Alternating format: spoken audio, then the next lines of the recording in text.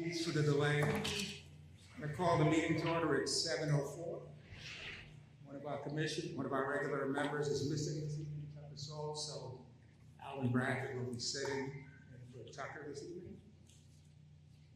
We will be deferring approval of minutes until the end of the meeting this evening. So call on the Vice Chair to read the notice for the public hearing.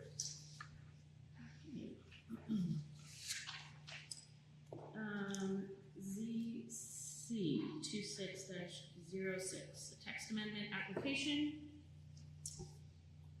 of McLean Affiliates,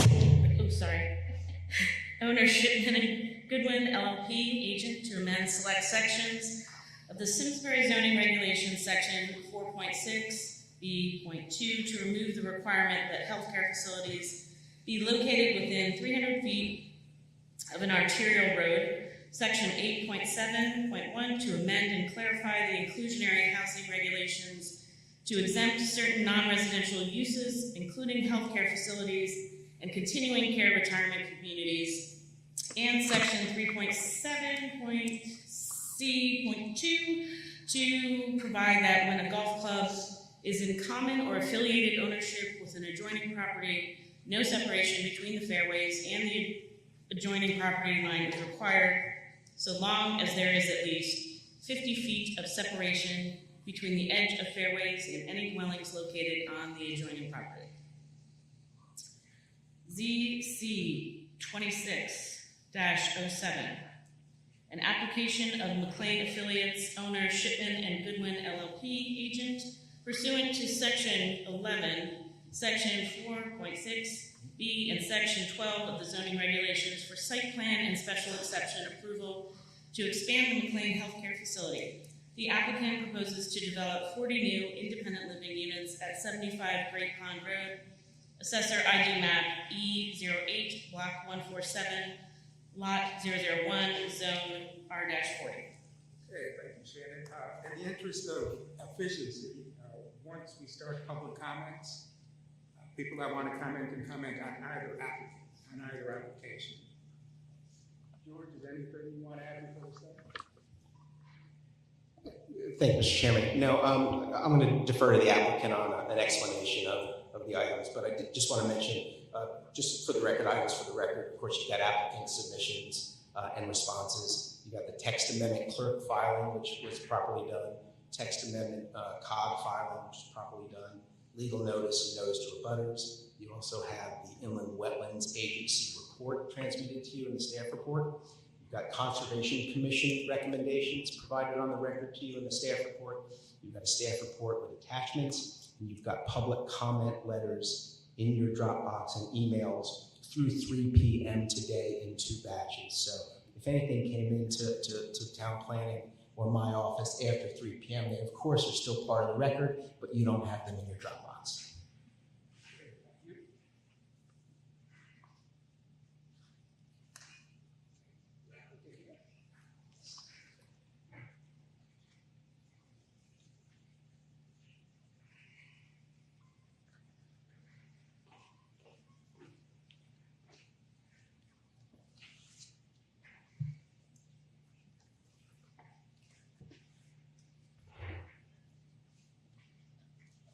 Good evening, Mr. Chairman and Commission members.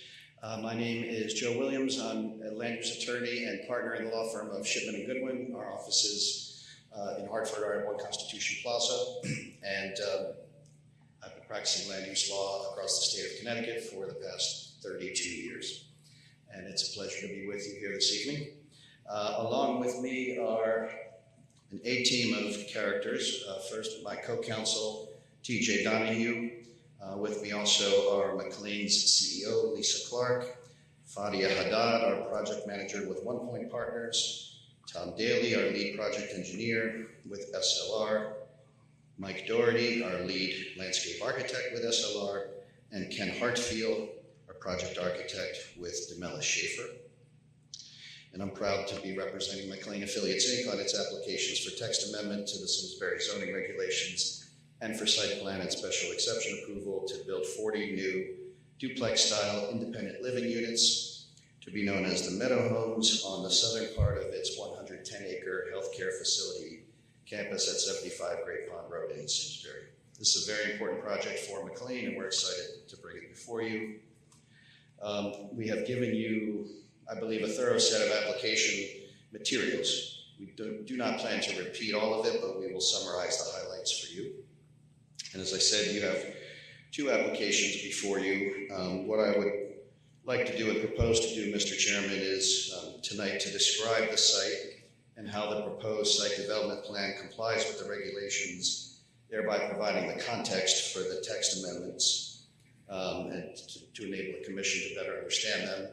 And so I'd like to, for efficiency's sake, and I think it would make better sense, would basically combine both of those all into one presentation.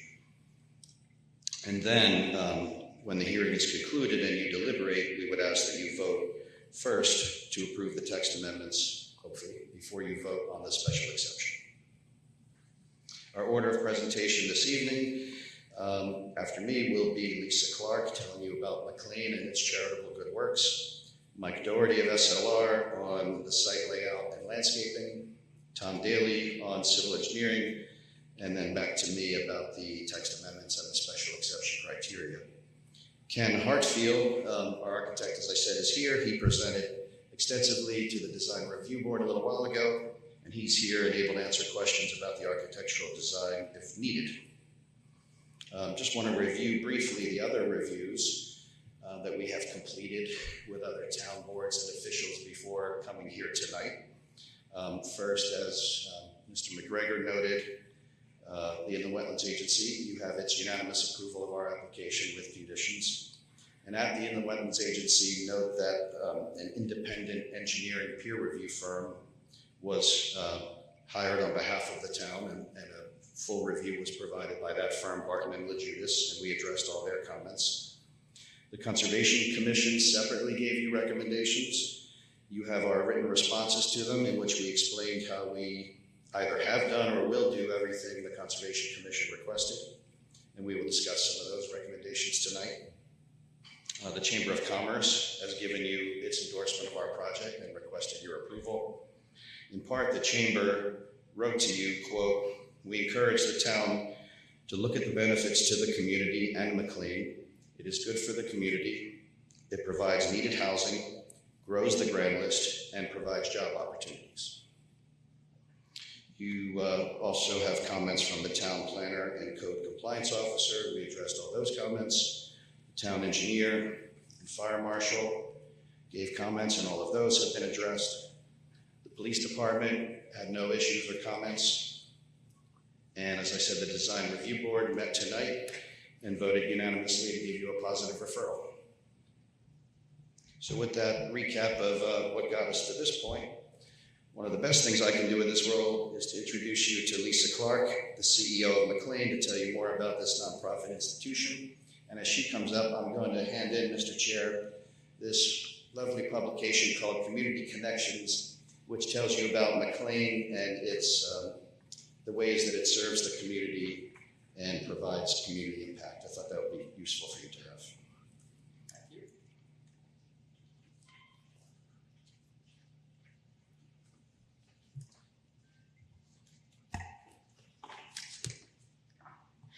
Good evening.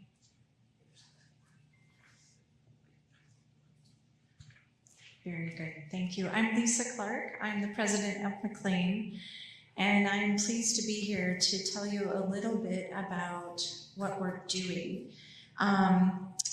We are looking to add 40 new homes to our life plan community, but I think it's really important to start with the why and the background of why we're here. So I'm just fortunate to be in the seat of president and really honored to fulfill the senator's legacy, which is caring for nature and caring for people. To go back into our timeline a bit, in 1931, Senator George McLean, who was also once a governor of the state, lived in Simsbury. And very briefly, I'm going to go through a little bit of history because I think it's really important to understand. He set aside in his will land for the McLean Game Refuge was about 2,000 acres, give or take, he said in his will, about. And he also set aside property where it was the family home. And with that, when he passed away, there was a board of directors, trustees that fulfilled his will and his legacy. And it took them from 1932 until 1971 to build the first home on the McLean property of 75 Great Pond Road.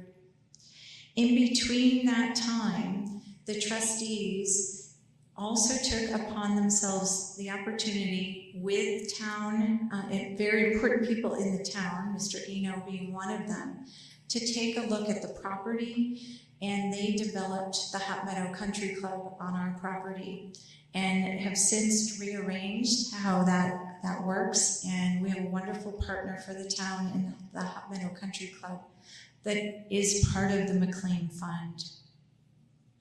In 1971, that was the first building we erected on our campus, and we continued every so many years. You can see it's been very thoughtfully paced out based on the need of our community.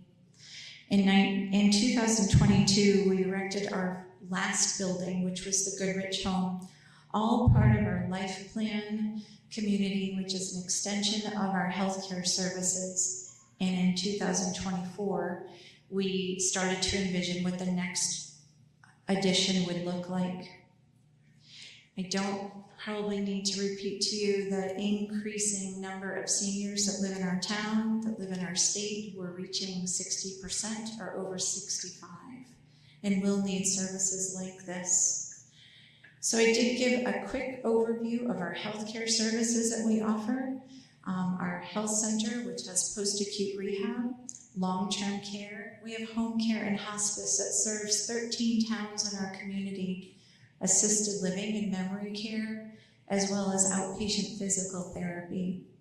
Our community outreach is really tremendous, from Meals on Wheels, serving 10,000 meals a year to our local community for those that are homebound and can't get out. And we have caregiver support groups that support folks with memory care loss. We have an adult day program and a boundless wellness program. But I think what's most important is the impact it makes on our community and the number of people that are served. And I did want to just highlight a couple key points to that, and the facts that our nursing home serves about 35 individuals that receive Medicaid, where they don't, the cost of care is not covered by insurance and what the Medicaid program offers, to the tune of a subsidy of about $3 million per year. We also have housing on our campus called cottages, that we also have some low-income housing there. It's about $22,000 per year that we subsidize. We also provide residential care home and other services for the town of many different means, including a newly established at-home product for those members of our community that don't wish to move into a campus like ours. So as we continue to grow and to look for opportunities, when we looked at the design and the growth that our community has had, one of the items that we requested is to straighten out our roadway and redirect the traffic to a center of our campus, which is between the Goodrich and our health center building. And we have looked very carefully at our property to look at where wetlands were, how we can maximize the property and expand and align the parking accordingly. So I think with that, I would like to get into the detail of the plan, and I'm going to ask Mike Doherty to come up and share that with you, unless you have any questions for me. I hope the history was helpful.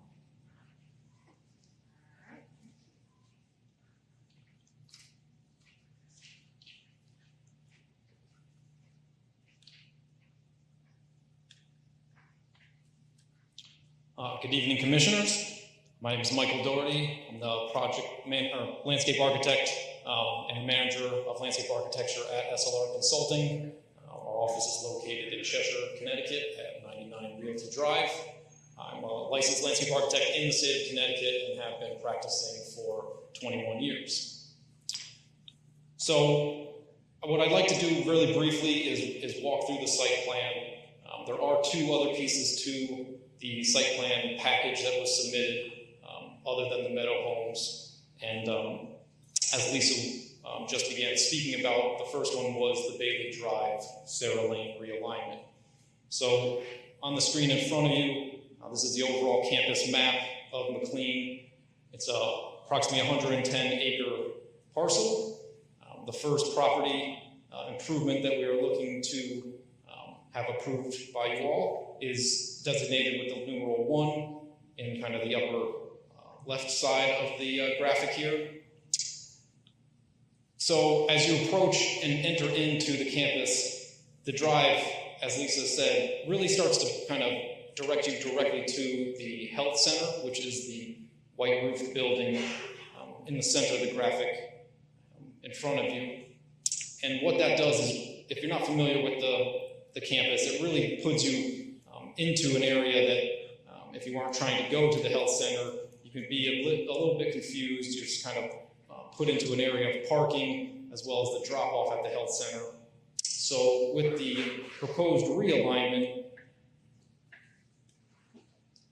the plans in front of you allow for an actual destination node where you can make a decision in terms of where you want to continue into the McLean campus. So instead of directing you directly to the drop-off of the health center, we've realigned Bailey Drive, connecting into Sarah Lane towards the Goodrich building.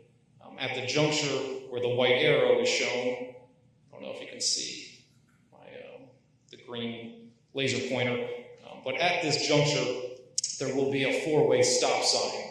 So again, allowing people to enter into the campus, come to a full stop, have wayfinding signage, and make a decision as to which direction they will be headed. This allows for a reduction in the traffic flow that has currently typically gone to the west side and then has to traverse through a series of parking lots to make their way to the Burkholder building or also to the Goodrich building. So this is also a safety improvement, we believe, to allow folks to continue straight through onto Sarah Lane to the Goodrich building and the Burkholder, which are two of the key destinations on campus. The second project area that is part of the plan set is the Sarah Lane parking expansion. On the aerial graphic here, we're looking just east of the healthcare center, which is on the left-hand side of the aerial.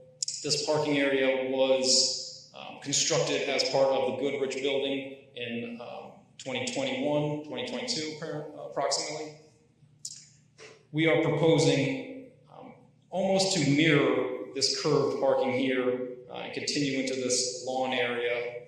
In this location here, you can see in the rendering, to add approximately 26 spaces to this parking lot to again expand the parking in this area, which is really becoming the heart of the campus. As Lisa spoke to the Goodrich building and the programs that they've expanded there, there is a fair amount of events as well as the healthcare services for folks that don't live on campus coming in and out of the parking areas. So it can get a bit tight. So the reason for this expansion is really to improve that and allow a bit more parking in close proximity to these destinations.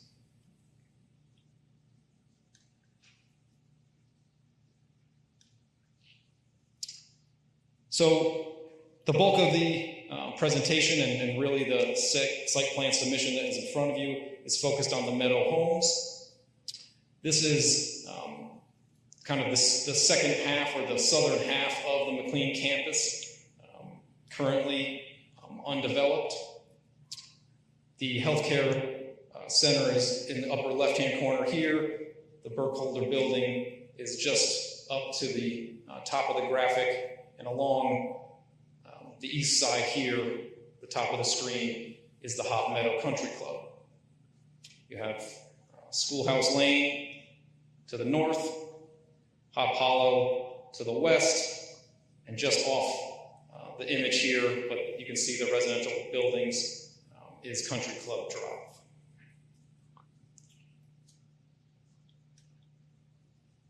So some of the key features of the site plan are the access drives, which there are 2 proposed.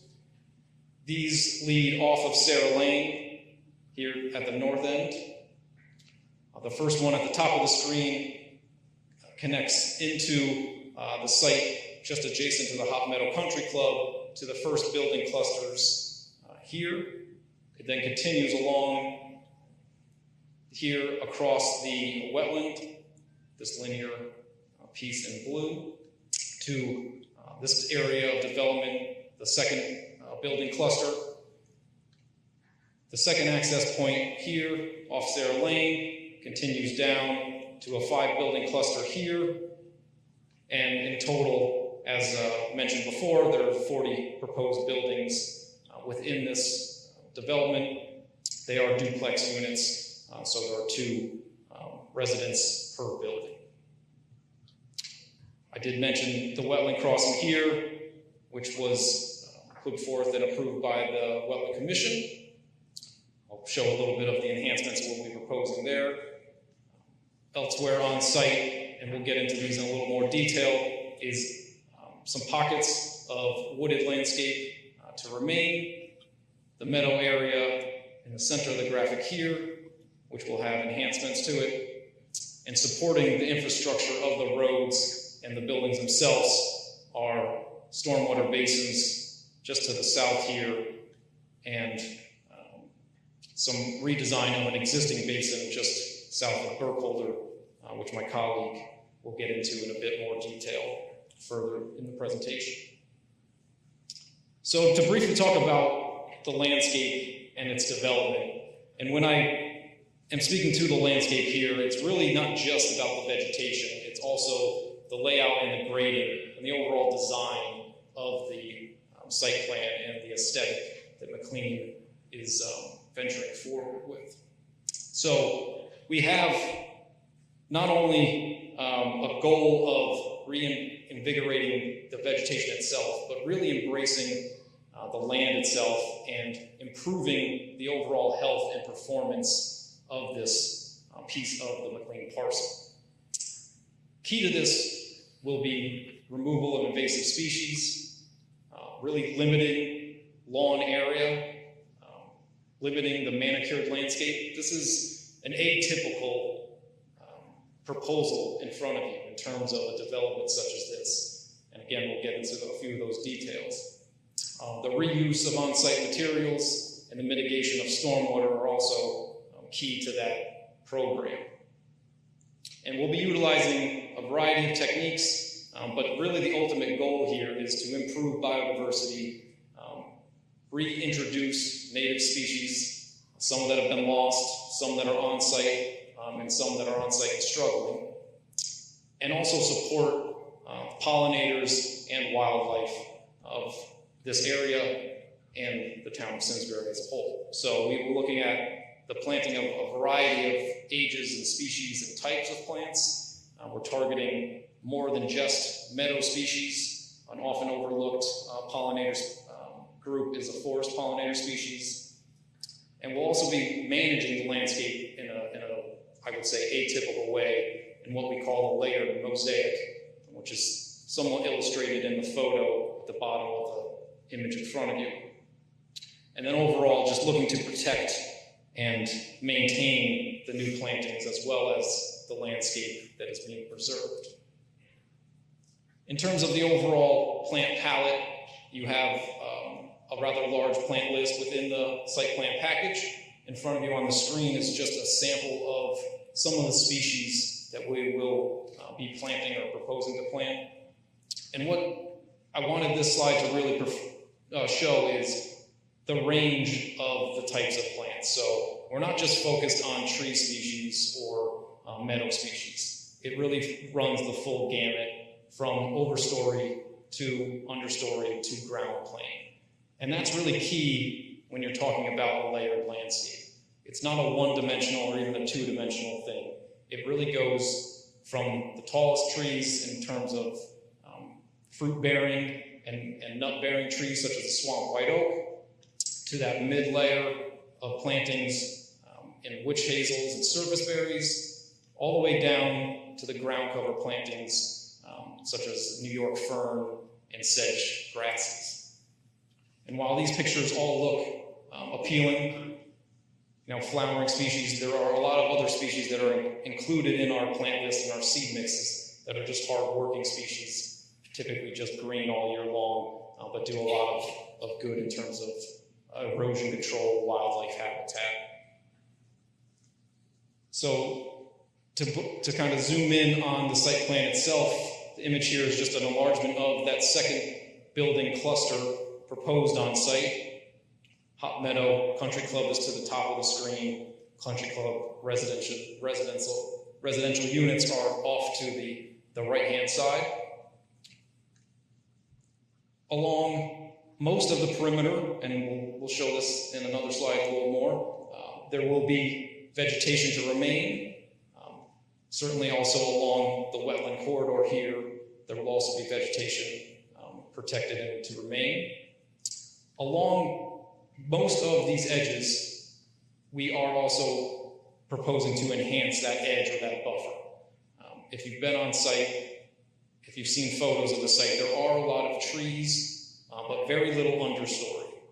So even in areas that look to be a thick canopy, just directly under that, there's really no shrub layer or understory tree layer. So the enhanced edge buffer will go a long way to add that habitat, add that piece of the forest that has been missing, as well as bolster screening into and out of the site itself. I mentioned the layered landscape previously. That's really the landscape that we're proposing within the development area itself, in between and around the buildings. This is not a typical, foundation planting, mown lawn, and then a forest edge. Between these units, in and around them, we're proposing a no-mow, low-mow seed mix, as well as conservation and wildlife seed mixes. And with those seed mixes, trees, shrubs, and perennials to, again, create that multi-layer system of the mosaic. There are areas of rain gardens or infiltration basins, as well as stormwater basins. You can see located here, which are part of the stormwater system on site. Also planted with a variety of plants to, again, capture rainwater, but also provide wildlife and habitat for the site.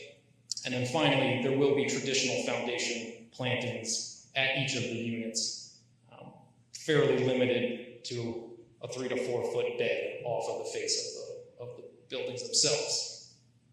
So the perimeter landscape is an important one and had come up in some of the correspondence with city staff or town staff. So we just wanted to touch base on it briefly here. So we have at what is the east side along Hop Meadow Country Club, the landscape there is fairly rolling, fairly typically rolling for this section of the parcel. There is a good tree canopy along the edge of the cart path that we would be preserving, again also adding to that buffer to enhance it and create a bit more screening down at the level of the buildings themselves. Country Club Drive, there is approximately 100-foot buffer throughout most of this area here along the property line. It does vary from 100 plus to about 60 feet in areas. the most narrow spot being down near the stormwater basin, which narrows down to about, I believe, 25 feet. But there is no building unit at this lower elevation, and this is slightly depressed from the adjacent property line. Shady Lane, which is just off-site, really is buffered significantly by the Hop Brook corridor. Their views in and around the site really should not change whatsoever. Hop Hollow, the buffer that is there today will remain. There is a segment where it opens up into the meadow itself that has some thin shrub and tree canopies. But we are proposing approximately a 525-foot length screening of a mixture of plants there. I believe 80% of those are to be evergreen plantings, again, to help bolster the existing vegetation that's there, as well as add to this area that is a bit more thin. And then finally, Schoolhouse Drive, or Schoolhouse Lane, there is a portion of the meadow that kind of cuts into the existing tree line that was once there. So it does get a bit narrow, and we'll look at that in a little more detail in terms of a reforestation effort that we are proposing. Otherwise, the buffer is maintained fairly well across this area here, adjacent to the properties, with addition of plantings along the access drive. So in terms of the reforestation that was just mentioned at or near Schoolhouse Lane, this is just under an acre in size, this area here, and we really are proposing a very robust planting plan to basically fill that area back in and provide a buffer to the proposed building cluster here to the south. On our side is also elevation as Schoolhouse Lane sits a bit higher than the proposed development here.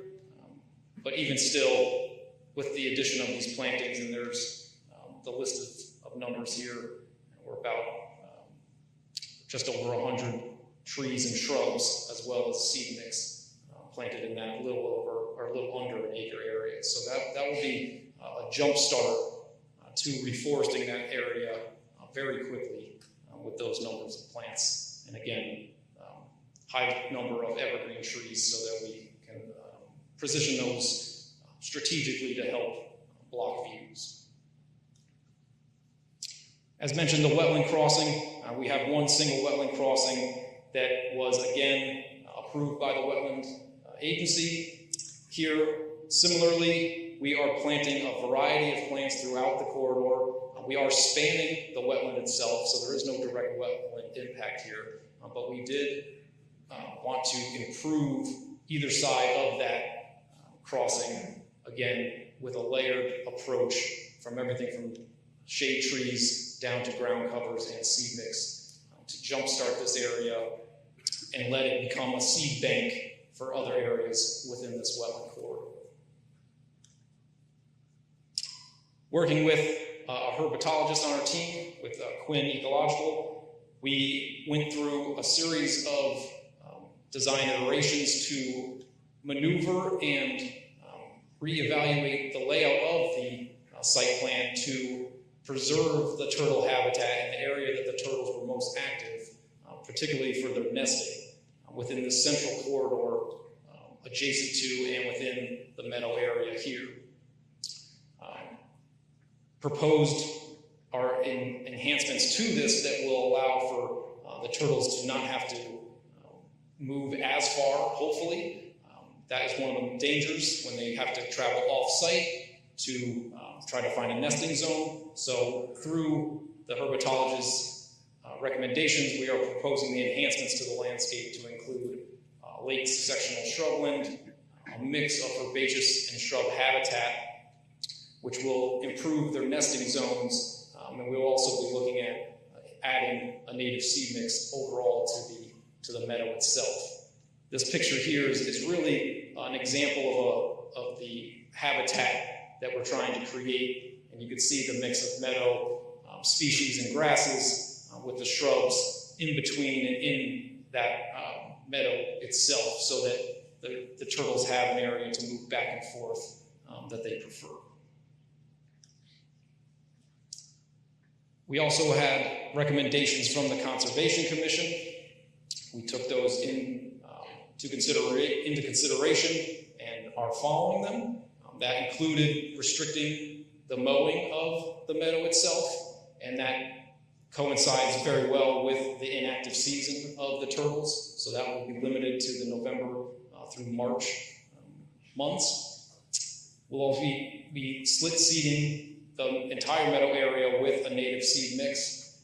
There are some invasive species within the meadow. It is being managed quite well, but we want to continue that and bolster that again with some additional seed bank.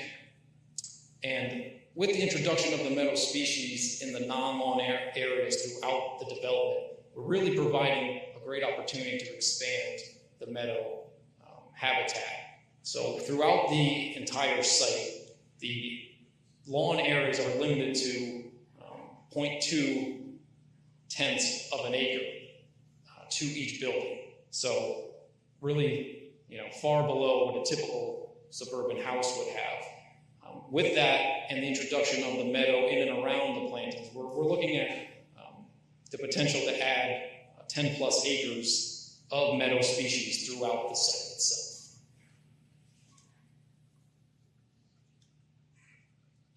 Another Conservation Commission comment, I believe, was around tree protection. We will be incorporating in our construction documents, should we be approved, the technical specifications for tree protections and root zone protections. This includes adding fencing around trees and areas of trees to be preserved, maintaining that no parking, no storage of materials, and no contractors are to be within the drip line of the critical root zone. And through this, we do a site walk to clearly tag the trees to remain, make sure everybody understands that that's an area that they cannot be working in. And then we also review those conditions once clearing begins and at the completion of it. A really important part of this proposed project is invasive species management. Throughout the edge habitat of the parcel, there are some fairly significant areas that have been colonized by some of the typical invasive species we see. Mostly Oriental bittersweet, but also Japanese barberry and burning bush. There's a few others, but those are the three key offenders. So again, throughout construction documents and bidding, we will include a technical specification for the control and removal of invasive species. And this document lays out the exact species and the mitigations that have to be done to control it, remove it, and properly dispose of it.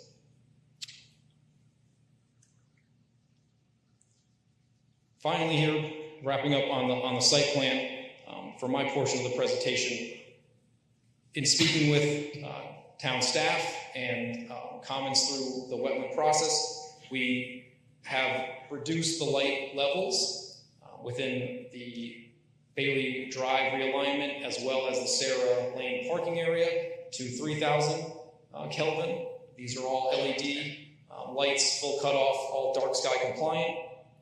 And in the meadow homes, again, are all LED, dark sky compliant, full cutoff. We've reduced those even further to the town's recommendation within the regulations to the 2,700 Kelvin light.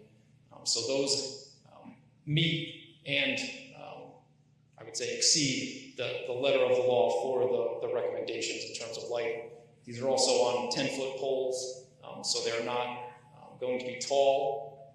They're on timers, so we can control the time that they go on and the time that they go off. Again, to be cognizant of folks' views in and around the site, but still providing the safety that the McLean residents needs to move around the site. With that, I will turn it over to my colleague Tom. Okay. You said that the current size of the McLean, I assume that does not include the McLean. No, not the McLean Refuge, no. Just the site here at Great Pond. Okay, thank you. And what's the overall size of the proposed development? How many acres? I'm sorry, The development that's before us this evening, how many acres? I believe it is 23 acres? 25? Was that? I didn't hear you. I believe it's 23 acres. 23 The area, that whole area of the site is about 50 acres, but we're not developing all of that. And one last question for me. If the proposed development is built as you would like, would the new buildings be visible to neighbors, the abutting neighbors? Well, yeah, there'll be some areas that they'll be able to see, depending on your viewpoint. Okay, thanks. Thank you. Another question? Just a question on topography. It's probably fairly level, the portion that abuts the golf course. Does the smaller cluster go downhill, it looks like? So the overall topography changes in about 100 feet from northeast to northwest across the site. So the lower cluster of 5 buildings just adjacent to Schoolhouse Lane is moving towards the lower side of the site. The lowest portion of the site is the very southwestern portion of the site.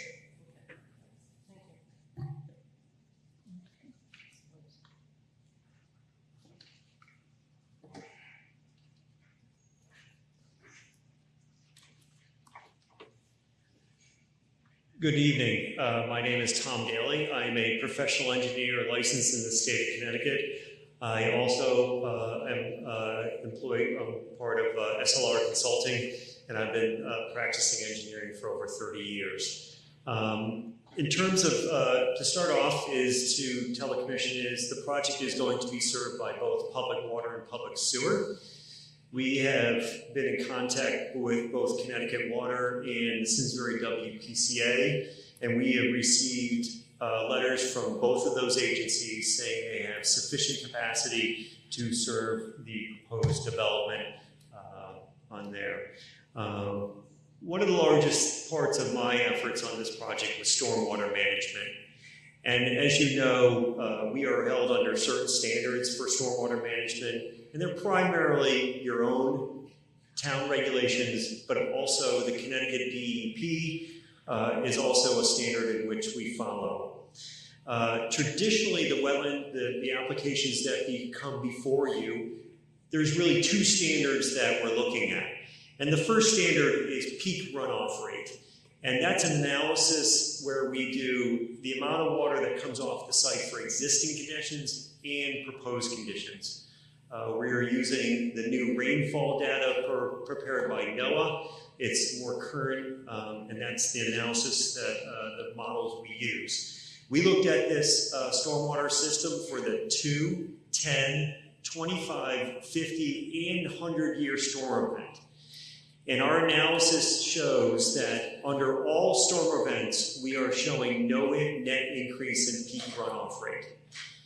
In addition to that, the new DEP manual that came out recently is requiring applicants to reduce the 2-year storm by 50%, and we have achieved that goal. And in part of our analysis, we had 13 analysis points on this development to look at the stormwater. The second element that we did here is stormwater testing, or soil testing. As a really important part of the stormwater analysis is really understanding what the underlying soil.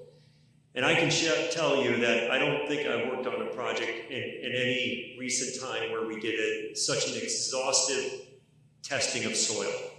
Now, a lot of that soil testing is for future and geotechnical studies for building design, but we incorporated that initial analysis early in the design phase, frankly, almost before we put pen to paper, to make sure we fully understood the soil capabilities of our stormwater.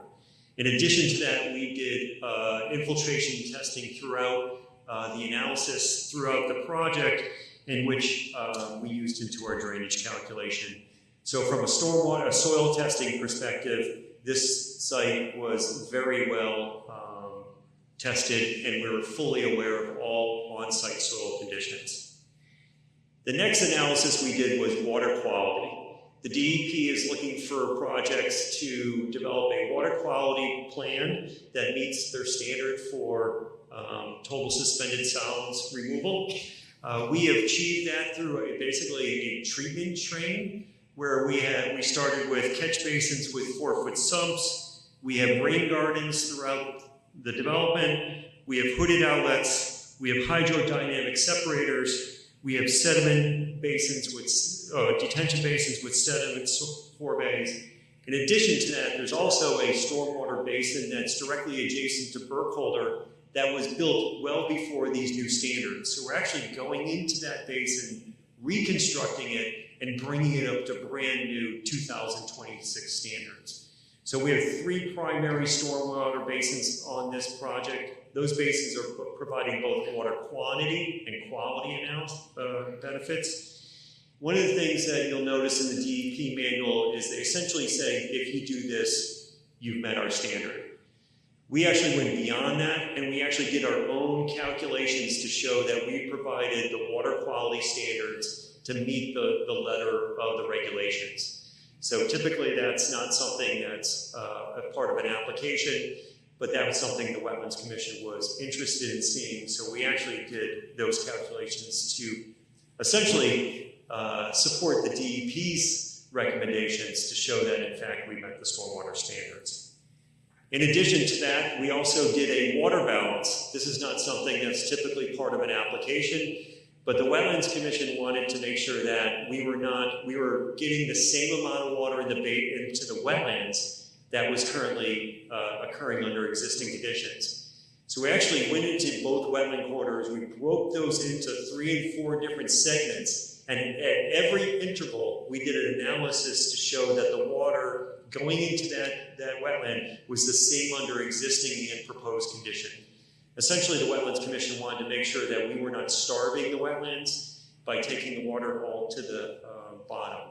So what we did was the analysis along those wetland corridor, and we showed that, in fact, that at each analysis point, the wetlands were receiving the same amount of water that they were under existing conditions.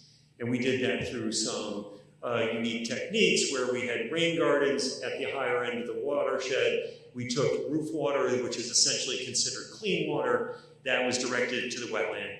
But by the time we got all the way down to Hop Brook, that same water was getting into the same area. In addition to that, typically, as I said, we look at peak runoff rate. We also looked at volume of runoff. That's not typically an analysis that we do, but there was some understanding that how much water was getting to Hop Brook. We are staying fairly far away from Hop Brook and maintaining a very robust buffer adjacent to there. But we did an analysis to find out is how much water, volume of water overall was getting to Hop Brook. And by the same water quality features that I talked about, promoting infiltration, rain gardens, getting water back into the ground, and that was also proven by our soil testing, our analysis showed that in fact, at the end at Hop Brook is that there's no additional volume of water. So we're matching water peak runoff rate and the volume of runoff going to Hop Brook. And those were 2 very important analysis points. And then along with that is additional and that was achieved through infiltration. And once again, that soil testing. So these basins are designed to promote groundwater recharge, get the water back into the soil as it does today through the rain gardens and the stormwater basins. In the end, as Attorney Williams indicated, we had a peer review conducted as part of the wetland application, and an important part of that peer review was stormwater management. And also, you have in your packet a town engineering letter that came out, I believe, today. And I'm here to tell you is that we have no outstanding drainage comments from either the peer review as part of wetlands or from your town engineering comments. We did have to work through several iterations and respond to some comments, but in the end, I'm happy to say that it's, in fact, there is no outstanding drainage comments as we stand here today. Thank you.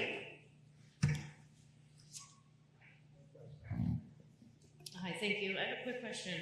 I'm looking at your 13 analysis points. I'm looking at the drainage analysis points. Yes. What is the distance? So the blue dots that you have on here are exactly where you measure drainage coming from. Yes? Yes. The Okay. blue dots are primarily for the wetland, the water balance in the wetland. So we broke up the wetland into 3 and 4 different segments. If you see the letters, if you see around the perimeter, there's letters in a circle. Those were additional analysis points where we looked at volume of runoff and peak runoff rates. And D being down at the corner is Hop Brook. B is it's behind Goodrich. There's a wetland corridor, and then A is another area where there's a wetland corridor. So the blue ones were primarily for the wetland balance, the water balance to the wetlands. And if I recall, the spacing there was about 200 to 250 feet apart. Okay, that was my question. Okay, thank you. I have a question. Also, Yes. so to be clear, the water balance calculation was done with on-site experimentation as opposed to just some sort of computer modeling or something? No, it was done by computer modeling. So essentially, at every analysis point, we draw the watershed to that particular area. Frankly, there's no way to do an on-site balance because we don't know what the future. You can't predict the future with on-site information. So what we do is, at every analysis point, we look at 3 things. What's the watershed going there? What's the underlying soil conditions? And what is the cover? Woods, lawn, impervious. The rainfall doesn't change, right, for existing or proposed. We put all that into a hydraulic model, and at each analysis point, we compared existing to proposed at those 4 locations. Thanks.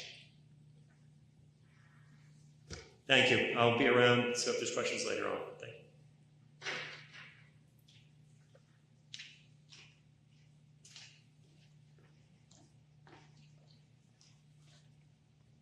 you. Joe Williams again, moving right along. Just to sum up, as you heard from Mike and Tom, you have McLean's commitment to establishing a vibrant, ecologically rich campus extension, which will align with McLean's values and the quality of its recent construction projects. Now, we gave a thorough architectural presentation to the design review board. As I said, our architect is here. I'm just going to give you a quick summary and a look at what the buildings are going to look like. So this is not meant to be an extensive architectural presentation, but as I said, Ken is here and he can answer questions if need be. But we will have 4 types of duplex units, ranging from 1,400 square feet to 2,200 square feet. The typical plan provides open concept living, kitchen and dining rooms, along with 2 bedrooms, 2 bathrooms, and an outdoor patio. As you can see up in the corner there, the most common size of the units is 1,600 square feet. Nearly all the units are oriented with their roofs facing south to maximize sunlight for rooftop solar panels. And we will have environmentally friendly exterior materials and energy efficient homes.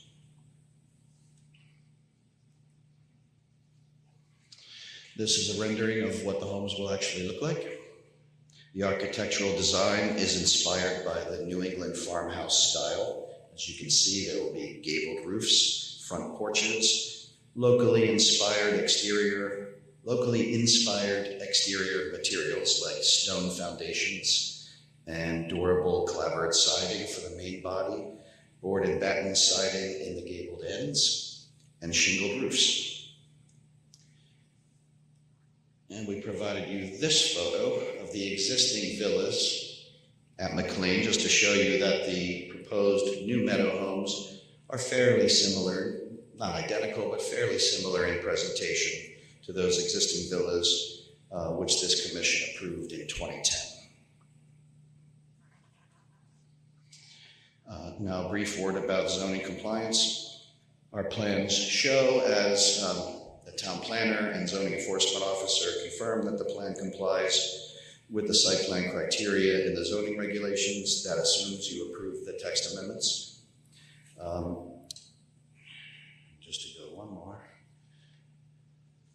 This is our lot line adjustment plan, and it shows you our intent that if we obtain all required approvals, then McLean will record a lot line adjustment, and it will move the property line over into the golf course property.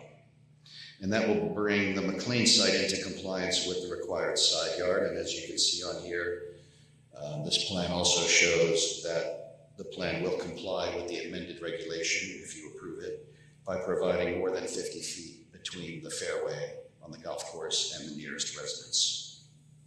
The closest residence is 88 feet. As proposed, all the other ones are a greater distance. And as Lisa explained and we stated in our letter, the two properties, the golf course and the McLean Healthcare Facility property, are in common or affiliated ownership, which is the language in the proposed text amendment, and they are overseen by the McLean Fund trustees and by Lisa and her team.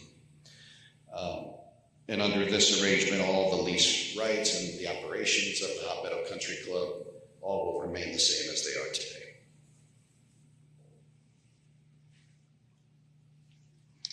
Now to those proposed text amendments.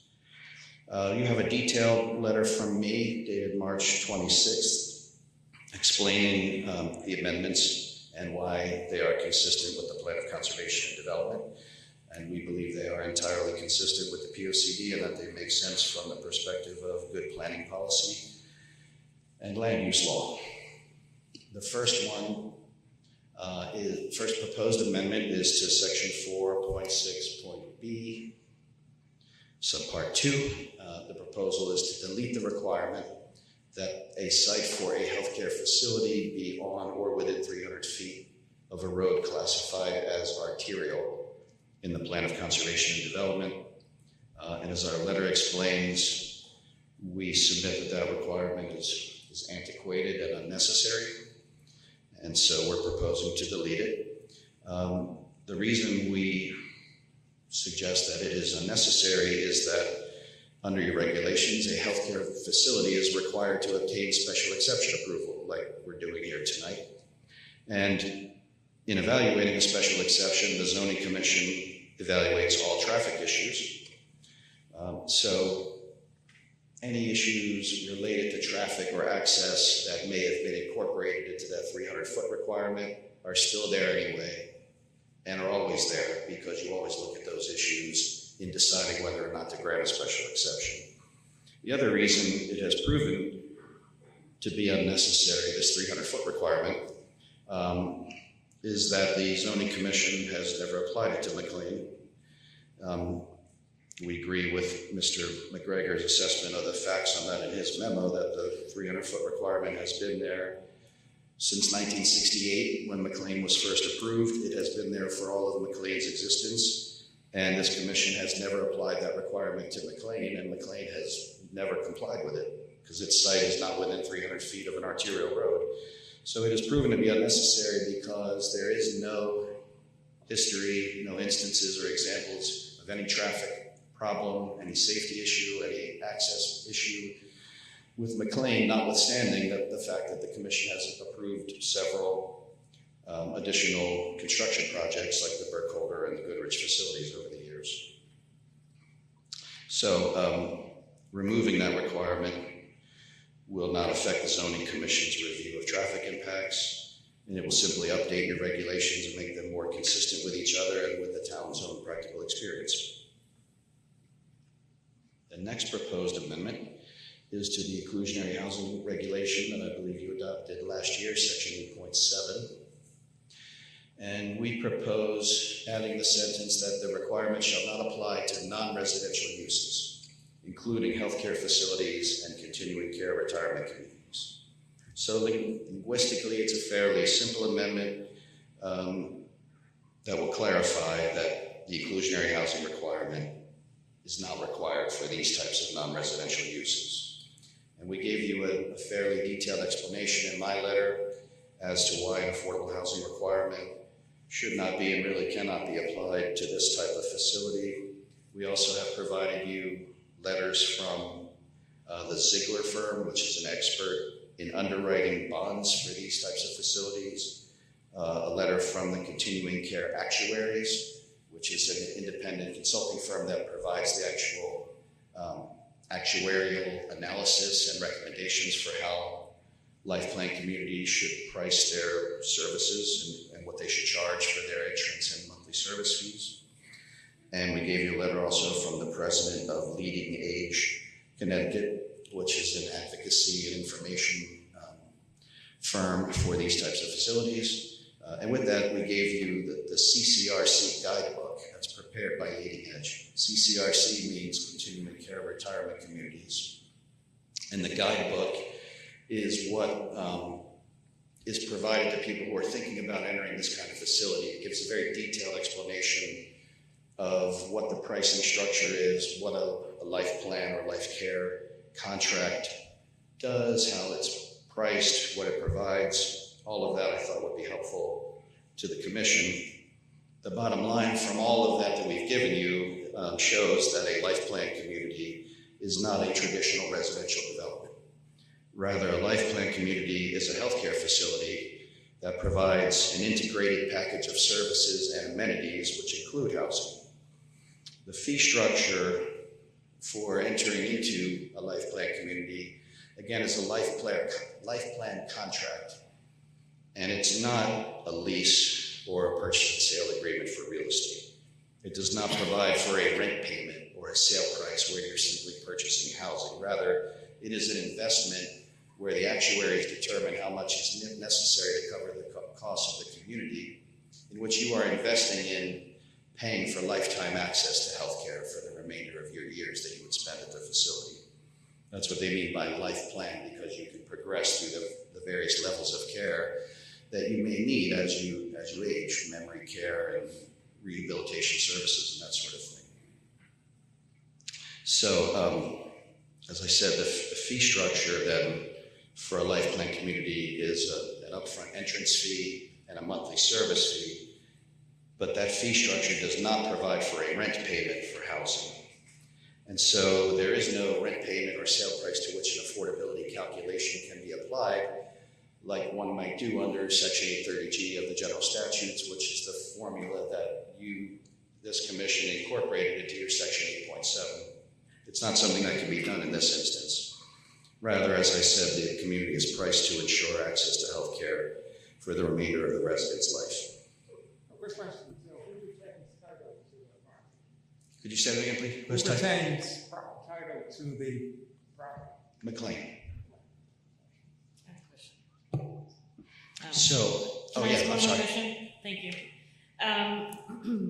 I understand why the affordable housing component is off the table.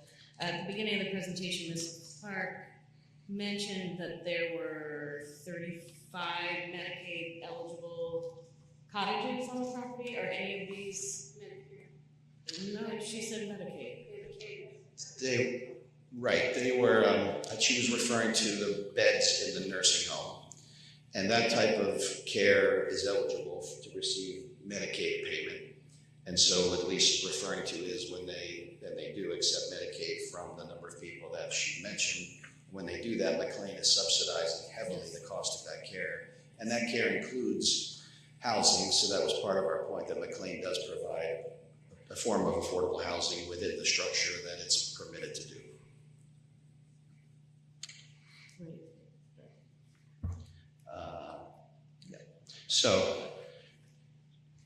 I did have another question that is unrelated to that. Sure. Just quickly going back to the solar panels. Are solar panels installed on these homes in like out of the gate, or do residents have the choice to install them? We expect to put them on all the south-facing homes right from the beginning. Okay, thank you. I have a question about one of the rules change requests.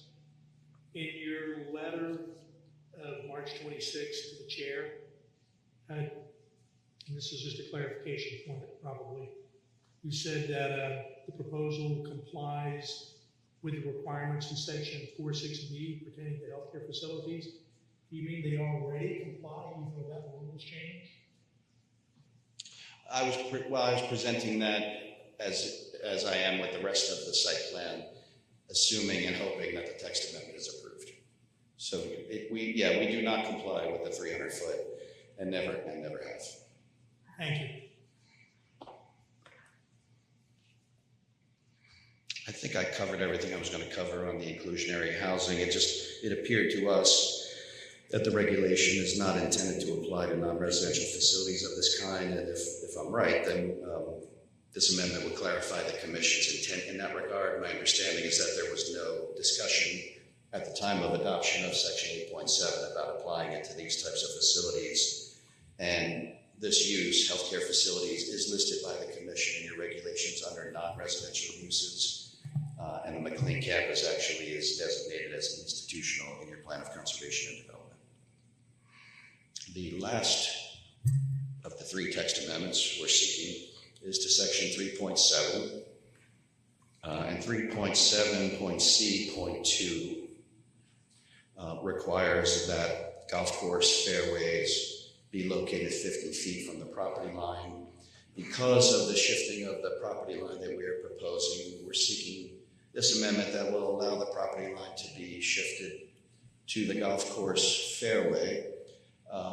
And we're limiting so we're removing that requirement that fairways be 50 feet from the property line in the limited instance of when a golf club is in common or affiliated ownership or control with an adjoining property. So then you're not required to have separation to the property line. However, you still have to provide at least 50 feet of separation between the fairway and any dwellings. And that's why I showed you on that slide that we have 88 feet and more of separation between the fairway and the residences. I have a little question. Does McLean own all the land under the golf course in addition to this property? And is it a lease arrangement with the country club? Yes, it does. Okay. The fund that was established by the will of Senator McLean owns the golf course property. And the golf course, the country club, has a lease that's not changing at all by virtue of this. Thank you. All right, and I provided some references in my letter as to why the amendments are consistent with the plan of conservation and development. I'm not going to go through those in detail. There's not a specific provision in the plan that deals with these very specific amendments, but the plan does encourage increasing housing options for older citizens. It views senior housing as a form of economic development and encourages livability with housing and social participation, all of which goals we believe we will advance with these amendments. So that's the text amendments. The last thing I wanted to do is just a brief review for you of why we believe the facts that we have submitted to you show that we satisfy the special exception requirements. The first one is, and I also want to say that Mr. McGregor provided a thorough treatment of the subject. In his memo, we take no issue with any of his observations or analysis or with any of the proposed conditions of approval in his memo. The first criterion is orderly development. We believe McLean is proposing a reasonable extension of its campus with a use permitted in the R40 zone into a portion of its property that McLean has intended for this purpose for a very long time. These are compact, relatively modest-sized homes, similar to the existing villas. We believe the new buildings are attractively designed, as is the overall site. plan satisfies all the site plan amendments if you grant the text amendments. We're providing a lot of open space with plenty of vegetative screening. Most of the homes, by the way, the majority of them, as you saw, are laid out along the golf course boundary where there are no neighboring homes. And we have provided a robust and thoughtful landscaping package that beautifies the property, minimizes traditional lawn, and adds screening along the perimeters of the site.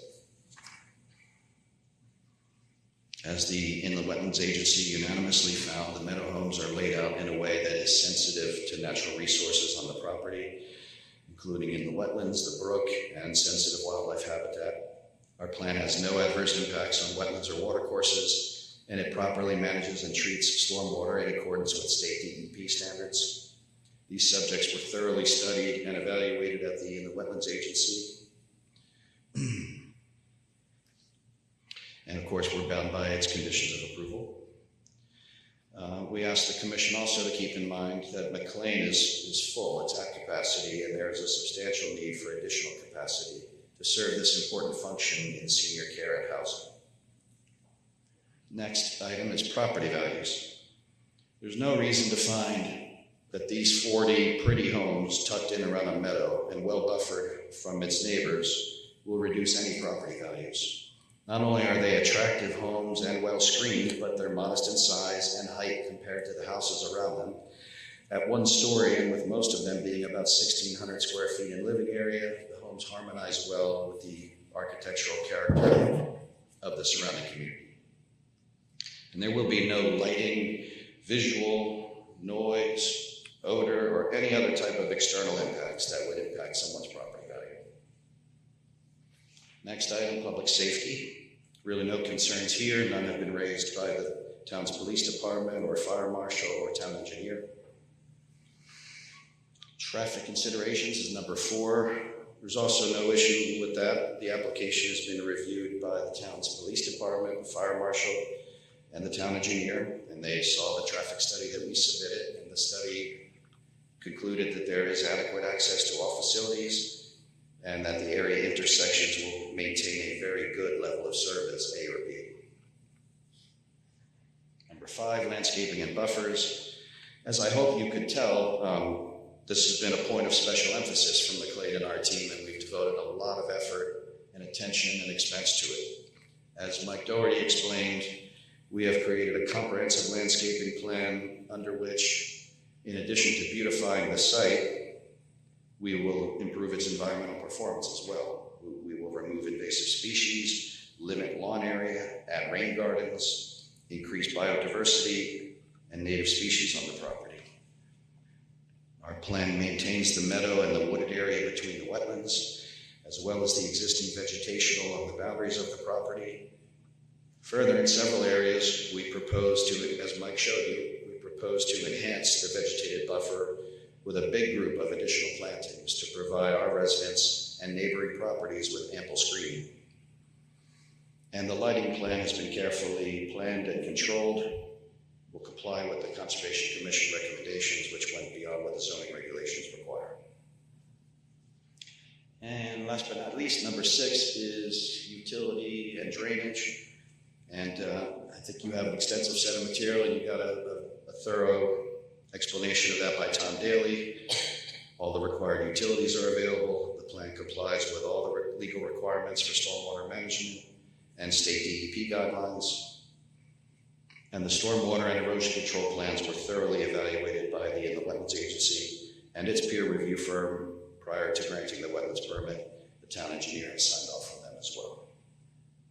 So in closing, McLean is a not-for-profit institution whose mission is caring for people, and one that takes its environmental stewardship obligations seriously. McLean is also a longtime Simsbury resident itself that hopes to be here for a long time to come. That's why McLean is proposing this expansion in its housing offerings. It advances McLean's mission. There's a tremendous need for more senior housing and healthcare capacity, and because McLean needs to build it to thrive long-term in a competitive marketplace. With this application, McLean is trying to address a critical societal need. It is proposing to do so in a careful and thoughtful way that will become a long-term benefit to the community. So we respectfully request your approval. We're happy to answer any other questions, and I'd like to reserve the right to be the final speaker in the hearing to respond to any comments by the public. Thank you. Any questions, any commissioners? Yes, it doesn't relate to approval as much as just understanding some of the design features of the building. So you said they will all have solar panels? Yes, And any other, are they on slab or do they have basements? Slab? all slab, yes. And any other special features for energy conservation, like heat pumps or? I think our architect could answer that if you don't mind him coming up, and he doesn't mind answering that. Because we did have a little more detail on that for the design review board, so I'm sure he knows the answer. I'm Kenneth Hartfield, Associate Principal with DeMille Schaefer Architects in Boston. Yeah, the homes were designed with energy efficiency as a really top priority, a really robust, airtight seal, an envelope, a lot of insulation, like wearing a heavy sweater, durable and maintenance-free materials, Energy Star appliances, all electric systems. There'll be EV charge infrastructure put in place to enable future charge stations in each of the garages, energy recovery units to work out efficient heat management in fresh air supply, also things of that nature. But the heating system is what? Is a heat pump, yeah, all. Oh, it is heat pump, Yeah. okay, that's what I asked. Thank you.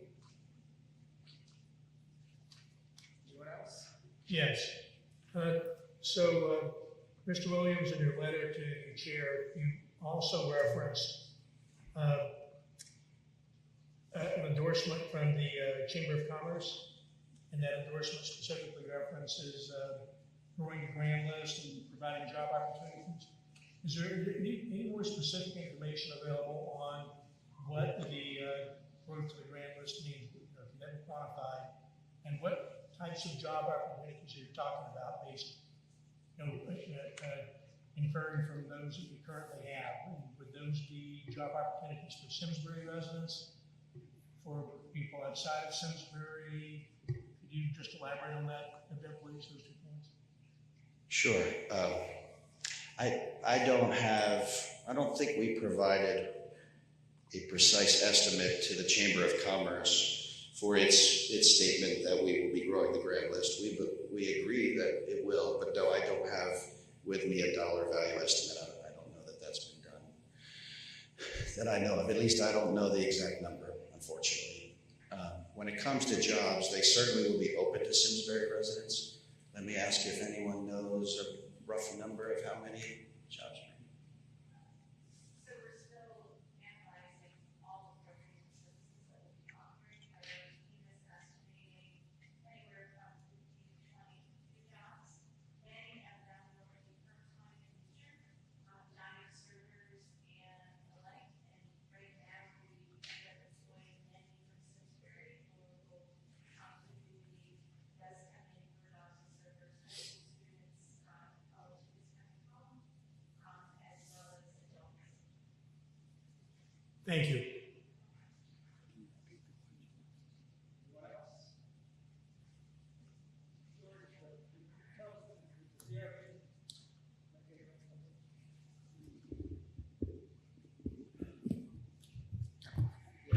So DRB reviewed the application this evening and forwarded a positive recommendation with conditions associated with the submitted site plan and architectural elevations. And they also, it wasn't part of the motion, they also asked, it didn't sound like a requirement, they asked the applicant to consider a driveway separation by a potted plant or a curbing. Kind of, if you look at the picture that we have there, they were asking for kind of a separation that helped distinguish between the two sides. the applicant suggested that they would consider that. We'll consider it. Is there anything else you want to add, Mr. Williams, with respect to the DRB recommendations? No, thank you.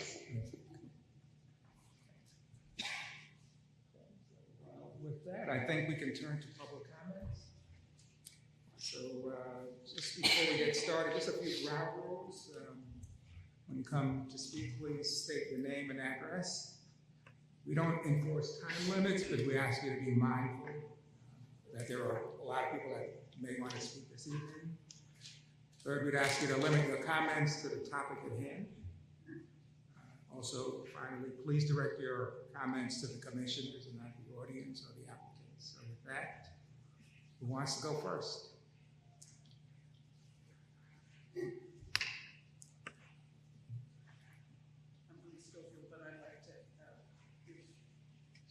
Mike first, okay? Certainly.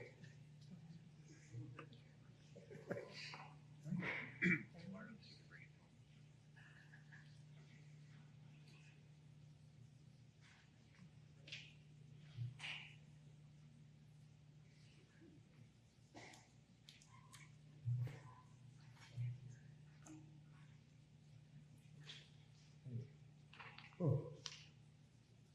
Chairman Brass, members of the board. My name is Mike Long. I have been a Simsbury resident for almost 60 years after having accepted employment inside Bickford Industries in 1969. I moved here that year with my wife, Ann, who was a registered nurse and healthcare professional at St. Francis Hospitals in Mount Sinai Hospital in Hartford. We watched our 3 children, all born here in what was then a town of 6,800 people, grow and prosper through an award-winning school system and through it, the many opportunities for service the town provided. We became active during those years and grew to love this community of now almost 28,000 residents and decided to spend our remaining years here. We eventually entered the Potter Forest Homes Complex, a Class A, age 55 and older, senior housing community where we lived for some years. It was during these years that I learned of the U.S. Senator from Simsbury, George E. McLean, and just what an extraordinary visionary he was, who, after a spectacular career in government, returned to Simsbury almost 100 years ago in 1929, and working for his own family farm, amassed several hundred acres of land, valued at more than $20 million in today's dollars. The senator died in 1932 and left an extended will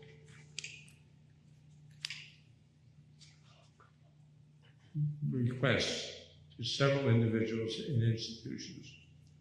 Bequests.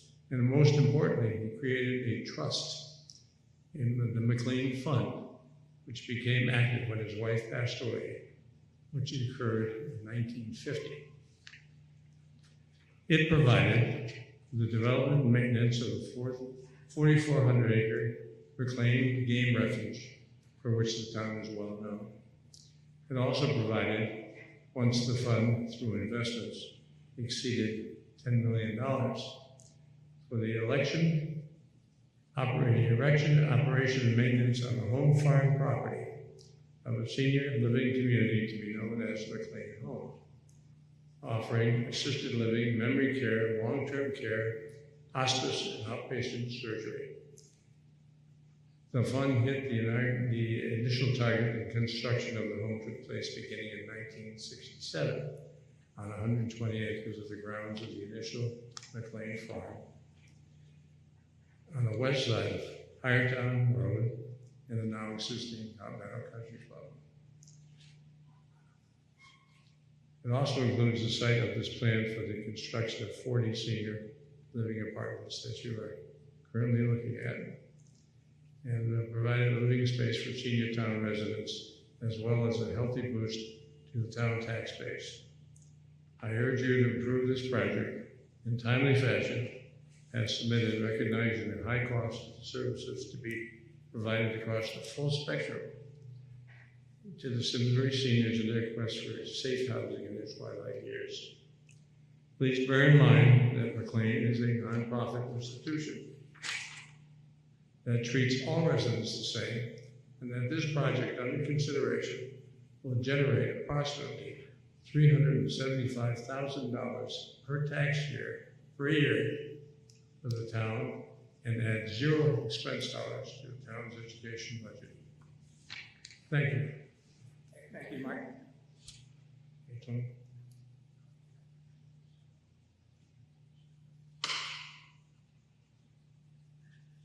Thank you. I'm Linda Schofield, 3 Ryan Circle, here in Simsbury. I'm a taxpayer in town. I used to be on the Board of Finance. I used to be the state representative for Simsbury. And I've been on the McLean board for the last 13 years or so. Speaking from all of those perspectives, I really urge your support for the application for the Meadow Homes project. Having run for office in this town and knocked on every door in town at least once, I feel like I got a really good feel for what people want in this town, which is a good balance between taxes that they can afford, but services that meet their needs. One of the things that I saw frequently when I was knocking on doors was a widow or a widower, but more often a widow because the stronger sex lives longer. And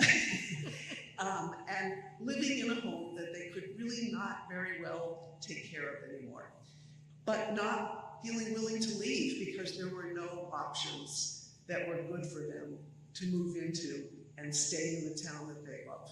People love this town. They don't want to leave, particularly if their children and grandchildren live here as well. What this project does is expand opportunities for those kinds of people to stay here in town. And that's something that we should really try to support, because that's what people want and what they need.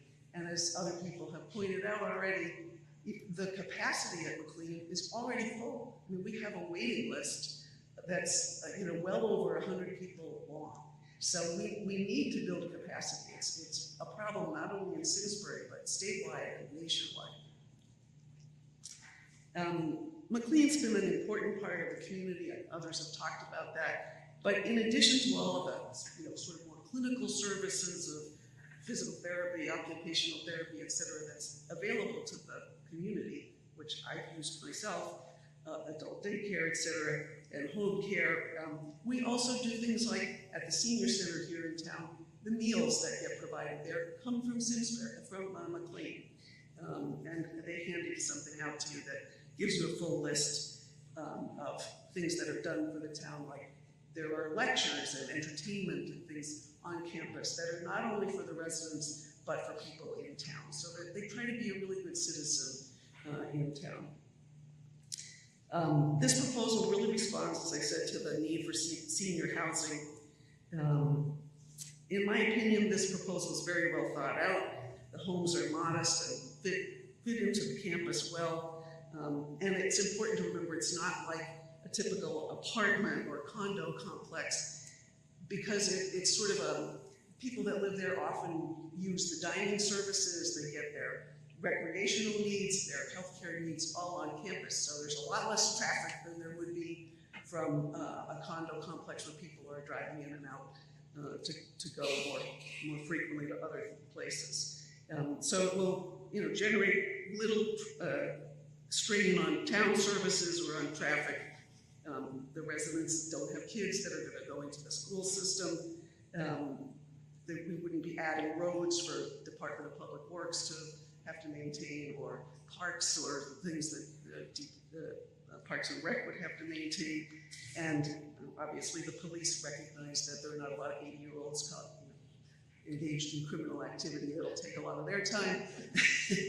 But at the same time, as Mike just mentioned, it's going to bring in something like $375,000 a year in additional tax revenue, which for me as the Board of Finance former member is a pretty important thing. It's not going to create a cost for the town, but it is going to create revenue for the town and services for the people who live here.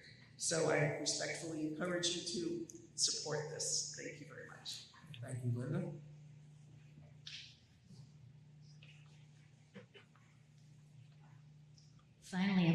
it's at my level.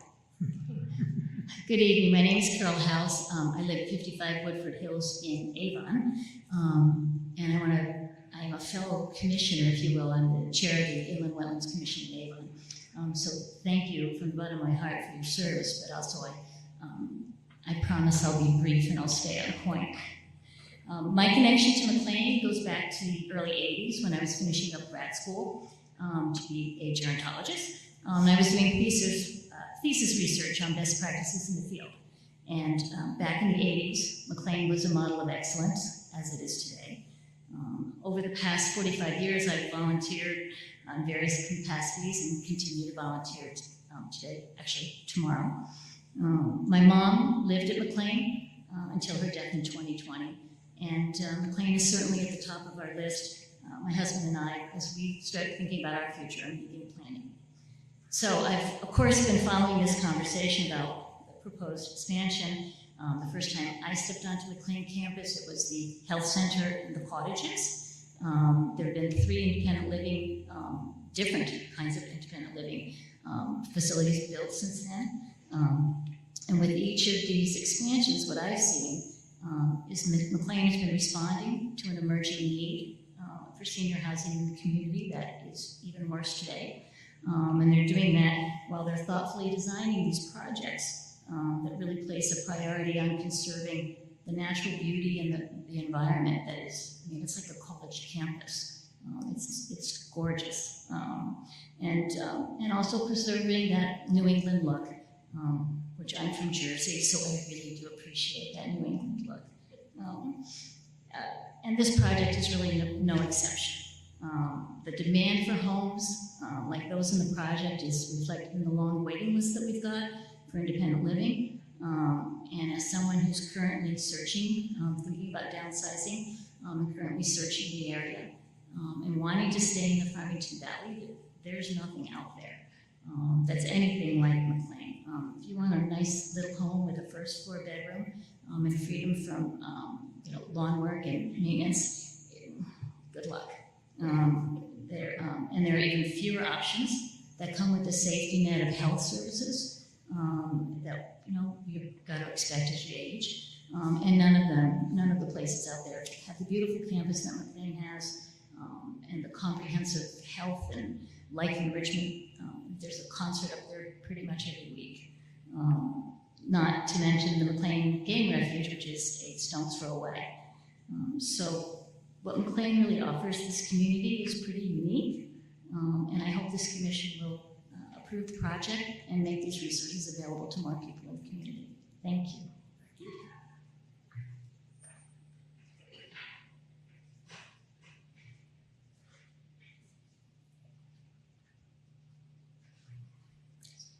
Hi, I don't know, can you hear me?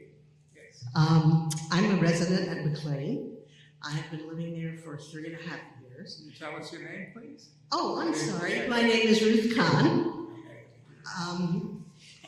I have been living there for 3.5 years. We originally came because my husband got a diagnosis of Parkinson's disease at a time when he was pretty much symptom-free. We went to many other places. I had picked McLean out originally and wanted to go here because of their reputation for the good healthcare center, because I knew that this was a degenerative disease and that we were going on a very difficult journey. So one of the things we wanted was to have other kinds of healthcare services readily available where we could get to each other easily. And McLean, of course, has that. I'm in the Goodrich building. I can walk to the health center and I can visit anybody I want there. As it turned out, we never had to do that because one of the things that we found very, very valuable at McLean, which is not true in most of the other senior living places, is this concept of aging in place. And aging in place means you can stay in your apartment and have the quality of life that you have developed there without having to go out somewhere else where it is more institutionalized and more restrictive and intrusive on your life, so that your quality of life is really diminished. It was very important for Mike to be in an apartment where we had kind of replicated a lot of the aspects of our own apartment, our own home in West Hartford. and where he could just stay and be in his own bed with his own furniture and with his instruments and his pictures and his books. That was extremely important for him, even when he got more impaired. And one of the things we found that we hadn't really realized was that all of the amenities being right on campus, so that there's a gym and there's classes and there's lectures and concerts, all of that was extremely helpful to us because we didn't have to put a walker in the car or canes and all of the equipment that Michael ultimately needed. And so it was much more of a quality of life that we were allowed to have. We also found that one of the things that was extremely important, which I hadn't really anticipated, was the staff and the residents, who have turned out to be an enormous comfort and also provide direct assistance as well as social connectedness. And that has turned out to be extremely important, and I don't think there's any way we could have had that if we had stayed in our own home with services coming into the house. But we would not have had this array of people who would have been willing to do something to help us out and to give us some comfort and to socialize with us. For Mike, that was extremely important. He had been a therapist, a professor, and a writer, and he needed people to talk to, and he couldn't really get out and get about anymore.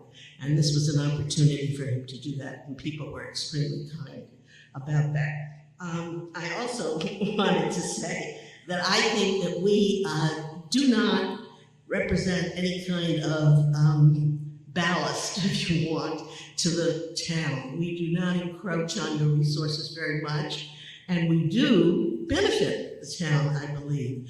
We go to the restaurants, we go to the theater locally, we do all the kinds of things that are locally available, and we pay for those things. We support the library, we support the fire and the volunteer ambulance, and we go to doctors and therapists in the area here. So I think we actually, we add to the town's growth and to the town's economy in a very direct way. My kids stay at the Simsbury Inn when they come for long weekends because they live all over the country. And we have lots of brunches there, which are very nice, but that's all money that goes back into the town. And I think that's a worthy thing to do, and we're happy to do it. So I think that's very important. The other thing that I think is terribly important is the aesthetic aspect, which some people have talked about here, but which very often doesn't get the attention it should. These homes are really very pretty. If you look at the villas and you look at the way it's set up, the landscaping, and the landscaping all around Goodrich and up and down the streets, it's all designed to be aesthetically pleasing. It's not like going down Hop Meadow and passing some of those horrible, monstrous, that's my opinion, condo units that are up there, which may serve a very good purpose, and there's probably a big need for that, but they are not aesthetically pleasing when you look at them, I don't think. I think the one on Iron Horse is a lot better, but still it's not as pretty as McLean is. And McLean, really to walk there, to be able to even sit on a bench outside, as Mike often did, and look around, it's a different experience, and it's a very soothing and very delightful experience, and we have been very, very happy there. Mike passed on in January of 2025, and I have found that living there has been a very, very meaningful and wonderful experience for me. Thank you.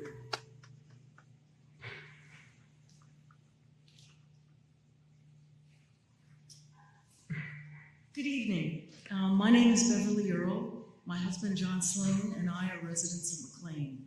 First, I want to thank members of the Commission, your dedication to Simsbury, and your service. I will be brief. It's clocked at 4 minutes. I worked at Bentley University, Waltham, from 1982 until I retired in 2017 as Professor Emerita. My husband, a retired architect, and I lived in Cambridge. In 2015, we bought a small farm in Suffield to live near our daughter and her husband when their first child was born. I commuted for a while, but in 2017, I retired and we sold the condo. We decided in 2024, after helping with our 3 grandchildren, that we had too much property to take care of and chose to move to McLean in February 2025. We wanted to be close to our daughter, her husband, and their 3 children, 10, 8, and 6, but we also wanted less responsibility and to make some choices about our future should we have health problems. We decided McLean was best for us. Our daughter, our only child, was relieved that we had downsized and hadn't left it to her to clean out the whole place, to an apartment nearby. We told her if we became ill, this is where we wanted to be.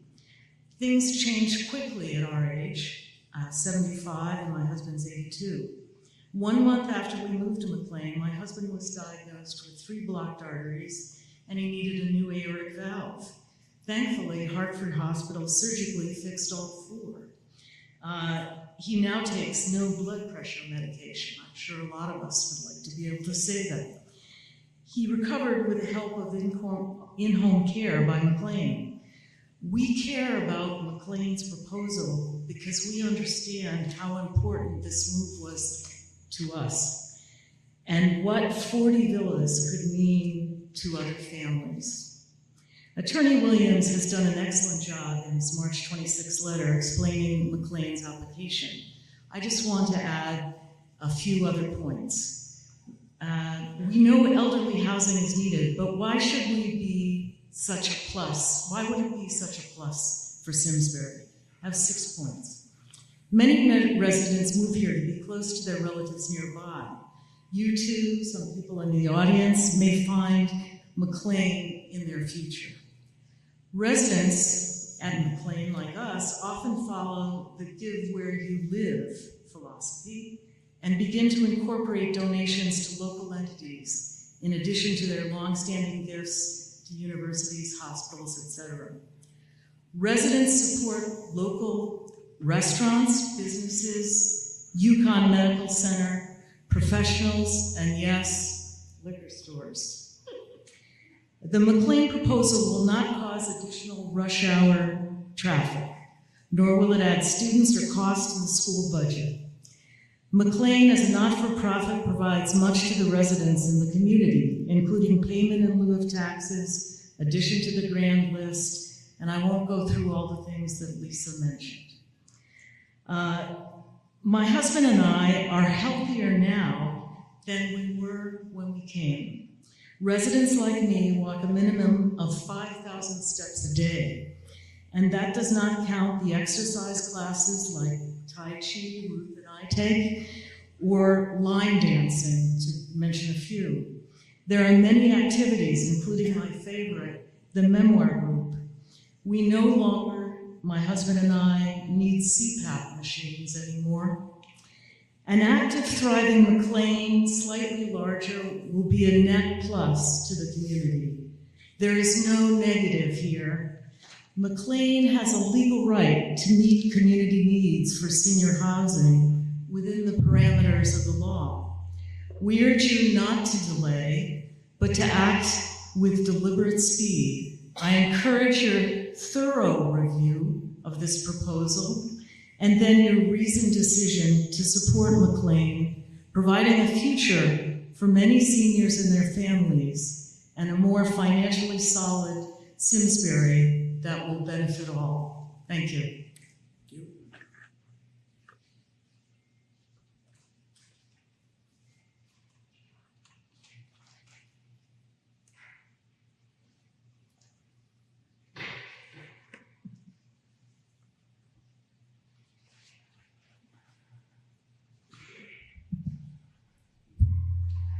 Hello, zoning commissioners, and thank you for the opportunity to weigh in on McLean Meadow Homes proposal. My name is John Pico, and I live at 6 Teachers Turn in Simsbury.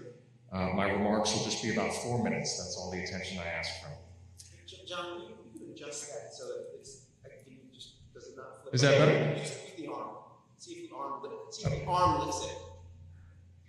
How's that? Yeah, that's better. Okay. Want me to start from the beginning? I am not anti-McLean, and I am not anti-senior housing. Rather, I am pro-Simsbury, in favor of smart, thoughtful development that doesn't rob our town of the very character that makes it so special. I am opposed to the Meadow Homes project, And I should note that my opposition is not rooted in NIMBY. The proposed meadow homes would actually not be in my backyard. I am not even in a butter to the McLean's property. But what I am is passionate about highlighting the risks that come with this project. I am passionate about making sure this zoning commission makes a truly informed decision on McLean's application. It is for that reason that I have authored this paper on McLean's proposal. This project has been weaving its way through Simsbury's review and approval process for nearly 18 months. The sheer volume of documentation that has been compiled through that period would make it challenging for any town body, the zoning commission included, to grasp the wide array of issues and concerns that have been raised and debated throughout this long process. With this guide, I have sought to highlight some of the key considerations that I hope you will take into account as you review McLean's application. I've organized it across 8 basic themes, and while I hope you'll read through them all, tonight I want to highlight just one, and it relates to home values. While McLean has played up the economic benefits of the Meadow Homes project, including growth of the grand list, they've been largely silent on the likely economic impact of this project on neighboring properties. And here's why. It's not good. One of the most appealing characteristics of the homes on the western and southern sides of McLean's campus is the pristine meadow and woods that are adjacent to the properties. For decades, the owners of these homes have enjoyed the beautiful vistas of that environment. It would be foolish to assume that the obliteration of that open space would not have a negative impact on these homeowners' property values, a fact that is supported by the town's own plan of conservation and development, as well as independent academic research. According to Simsbury's POCD, and I quote now, it says, privately owned parcels that are undeveloped or working land, farms and forests, contribute to Simsbury's overall ambiance and sense of place. In reality, the fact that these lands remain undeveloped or as working lands benefits most every property owner in Simsbury by enhancing the ambiance and sense of place and maybe even property values. That's from the POCD. A 2018 peer-reviewed paper, which I have a link to in my document, published in the Journal of Land Use Policy, was even more definitive. Researchers found that, quote, proximity to open space has a positive and statistically significant influence on increased value of residential real estate. Take away the open space and the surrounding residential real estate loses value, creating downward pressure on the grand list and the town's tax base. But here is the most important point. Section 4.6b of Simsbury zoning regulations, which governs healthcare special exceptions, clearly states that, quote, no approval shall be granted which would tend to have a depreciating effect on the neighborhood properties. There is no conceivable scenario where the Meadow Homes development would not have an adverse impact on surrounding property values. Reduced open space, closer neighbors, and less scenic views will not translate into property appreciation. It can only drive the opposite, and for that reason alone, McLean's requested healthcare facility special exception for the Meadow Homes must be denied. Again, there is much more in this guide about special exceptions, about many of the topics raised today, affordable housing, grand list growth, text amendments, economic impact, so I do hope you will read it through. Thank you.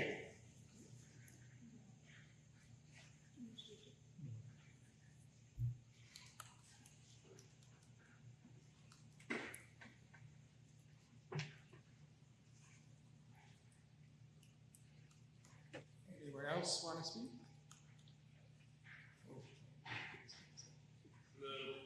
My name's Curtis Looney. I'm speaking for myself, not for anyone on the board of selectmen. I'm speaking just for myself.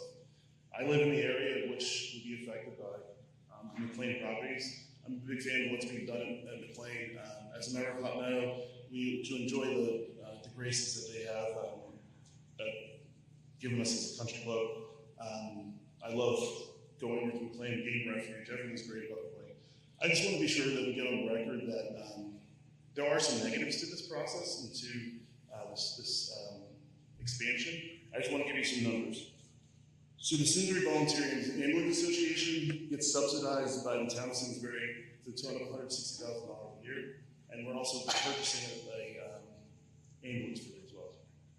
So they did, starting in 2022, 124 calls to the claim. In 2023, 241 calls to the claim. In 2024, 181 calls to the claim. And in 2025, 168 calls to the claim. So of that, the effect of that is normal transportation is $960 per transportation. For a Medicare or Medicaid call, you only get 47% of that. So of the 47%, you're looking at $1.2 million worth of unclaimed Medicare funding. So as we expand, and maybe it's over a larger conversation to have to say, does Simsbury want to be in a place where people come from out of town to have their elder care taken care of? Because the town will have to change their budgeting process as far as the amount of money we're going to have to subsidize for the volunteer association. So there are a lot of benefits to McLean, but there's a cost to it. McLean was 32% of all Medicare calls in last year. So I just want to be sure that we have the full information out there. I love McLean. I think it's a great facility. I just want to be sure that on the record we know that there are financial negatives to this process. Thank you.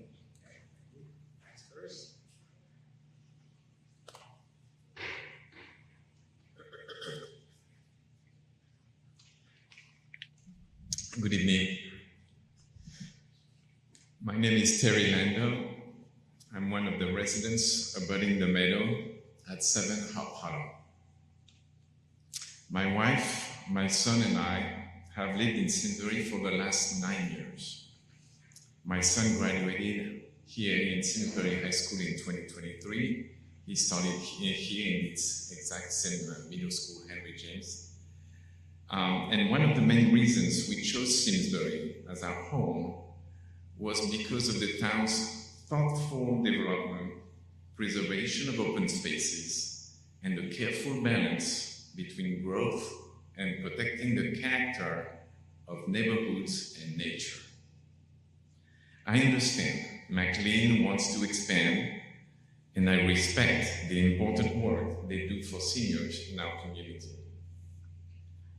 But after reviewing the application materials, I am struggling to understand why development needs to happen in the meadow area, directly impacting neighboring homes and environmentally sensitive land, when McLean already appears to control or be affiliated with additional land through the golf course property. That golf course being already cleared space, open space. The application itself discusses affiliated ownership with the adjoining golf course property and requests zoning changes related to that property to help make this project work. It also explained that the plans were shifted after wetland concerns were raised. So my question is simple. If these properties are already connected and McLean is already asking for zoning flexibility involving the golf course land, then why is the solution to build deeper in the meadow, disturb more trees and wildlife habitat, instead of using areas that are already cleared or previously developed? I asked the Zoning Commission to carefully consider whether this proposal truly reflects the long-standing Simsbury values of thoughtful planning, environmental stewardship, and responsible growth that makes this town so special. Thank you.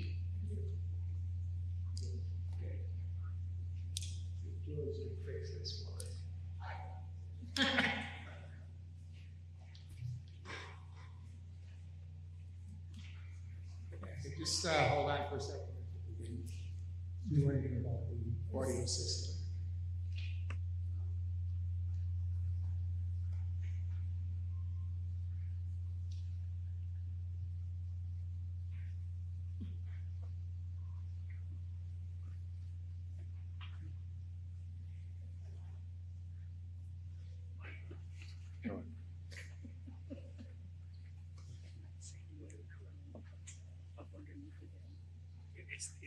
It's the air conditioning. I can't hear it.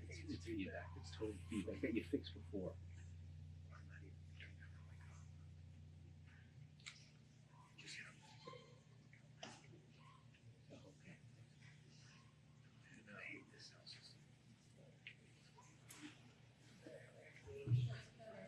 Okay, you're just gonna have to continue.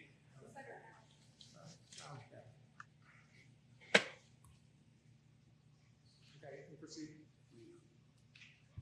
Good evening.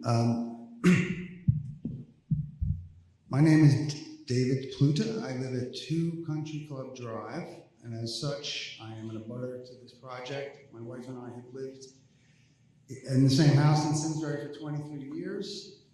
We are now empty nesters, and even though our house is a project abutter, we have a slight piece of Hop Brook in our backyard, but there's no direct visibility, I believe, of any of the villas from our property. We probably have one of the ponds right next door.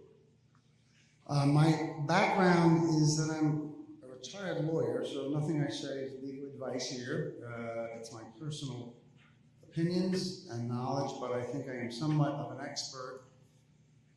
In over 30 years, I was in-house counsel in a global corporation. In the last 20, I was U.S. General Counsel, Global Divisional Counsel based in Windsor Locks, and actually, not directly relevant, but 10 years or so, I was involved in discussions with federal, state, municipal transportation authorities on the widening of Amtrak that's running through Windsor Locks. I think I've lost touch, I think it's still going on now. I slightly mention that because it's in Windsor Locks, and that track project is part of Connecticut's concept of sort of if you build it, they will come. They have a transportation corridor plan, and development typically will follow that. And they're hoping from New Haven through Hartford, Windsor Locks, into Springfield, there will be robust development. That's my background. I've submitted a letter which is relatively long, and I am not going to talk about all of it tonight. I would encourage you to read it. I'm a bit torn listening to everything tonight because, like everyone, I'm 68, so I've had aging parents. My parents are deceased. My mother-in-law actually looked at McLean several years ago and did not end up going there, and she's still not anywhere. She's still at home. But I mainly want to focus tonight on what really caught my attention in looking at the recent application, and in particular the 2 letters from Attorney Williams, and most especially the letter asking for these so-called clarifying amendments to the regulations. And what my approach to documents is I look at the overall picture and then I sort of zero in. As I started looking at this, something bothered me about the letter. If, in fact, these amendments are merely clarifying, he characterizes them as completely redundant and unnecessary. If that's the case, what's the urgency of having you review it and vote on it and pass it before you even vote on their proposal? That caused me to scratch my head for a while. And so I have my view, and I have no proof of anything, but here's my line of thinking. The key problematic provision that is the request is not just to amend it, but is to remove it. And it is an explicit sentence, an explicit prohibition, sorry for flipping the pages here, but in section 4.6 of the regulations, okay, it's business use standards, and 4.6b, that sets forth all the standards for healthcare facilities. So that's the beginning of the framework. How has the zoning commission decided to treat healthcare facilities? They have a definition of it, and then they have this sort of sentence stating the commission's discretionary authority, and it says the commission may, after public hearing, grant a special exception. Separately, other people have spoken to it. There's a list of the special exception conditions, such as property value, etc. But before even getting to that, the next part of section 4b continues with 8 separate numbered mandatory requirements for any such healthcare facility. This isn't discretionary, so this is what's mandatory before we get to you guys reviewing a special exception.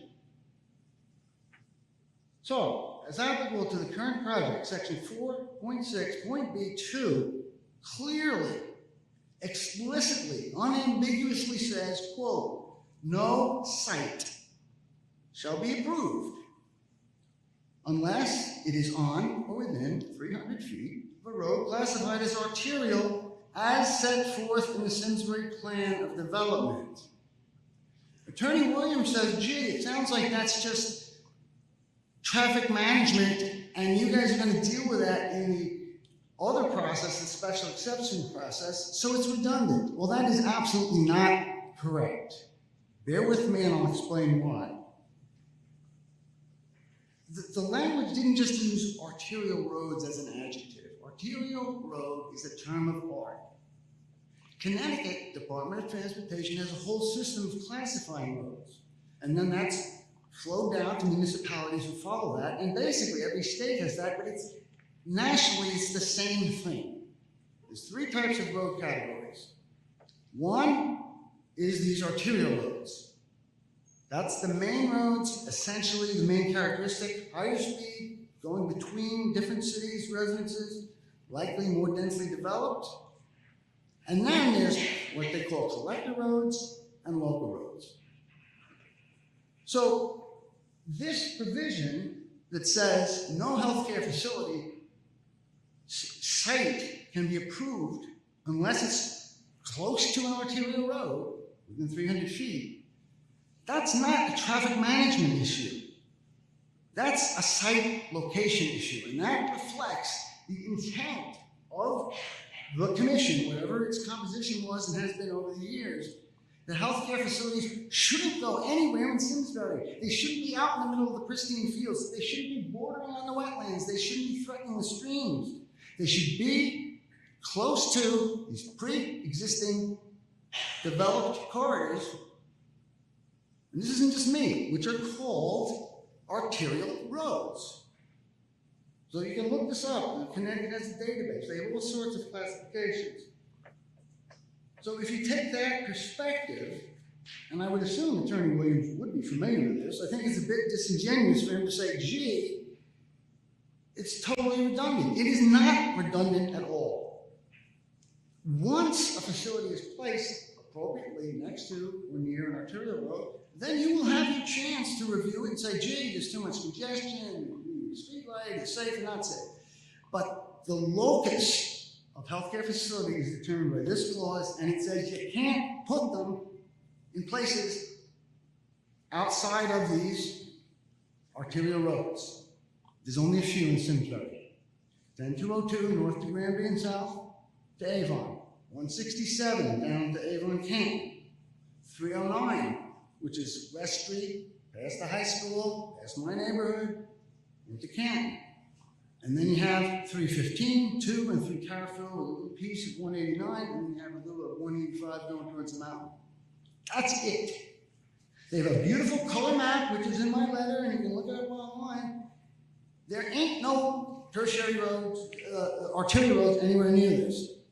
Now, one problem, as Mr. Williams points out, and as George has pointed out, is it seems astoundingly, for 50 years, not only did they just ignored the clause, they didn't talk about it, they didn't try to waive it, they didn't seek amendment or approval. I don't know why. I don't think anyone knows why. George apparently had his staff look. There's no evidence in the record of any of this. That's mysterious, it's confusing, but any one of us trying to figure out what happened, it's only speculation. All I would say to that is, showing my age maybe, I'll quote Mark McGuire from the steroids in the 90s, we're not here to talk about the past. We're not going to undo all these other McLean developments and all these wonderful things that really are good for people. I don't know the history of it, but it seems that all these other developments were on that core campus and expanding from it. They weren't moving over to clear cut 20 acres. They weren't destroying a field and field edge, as the Audubon Society has profoundly stated in wetlands, and they sent another letter to you. They didn't have to go into a whole new area. My speculation is the language says no site shall be approved, and someone probably said, well, gee, it's all on the same site, so we don't need to approve it. It'll create too many headaches. That's speculation, I don't know. But whether they did or didn't, it doesn't change what the regulation is today. The regulation is in effect, and it's binding. And what that means is, and this was a bit shocking to me, quite frankly, Attorney Williams, his statement in the letter says it is in full compliance. And if you didn't have glasses and you missed the footnote, you might keep reading. It's not true. It is not in full compliance. And one of you asked him to clarify, it only will be in compliance if and when you approve this clarifying amendment about a so-called redundant clause. But you must do before you vote on it. Why do you think that is? Because the clause says you can't do this project here. So I don't know what to say other than it's a problem. One other comment or two other comments, I'll put it in my letter also. Attorney Williams, to his credit, is a zealous advocate for his client. Excuse me? I'm sorry, I was gesturing, sorry.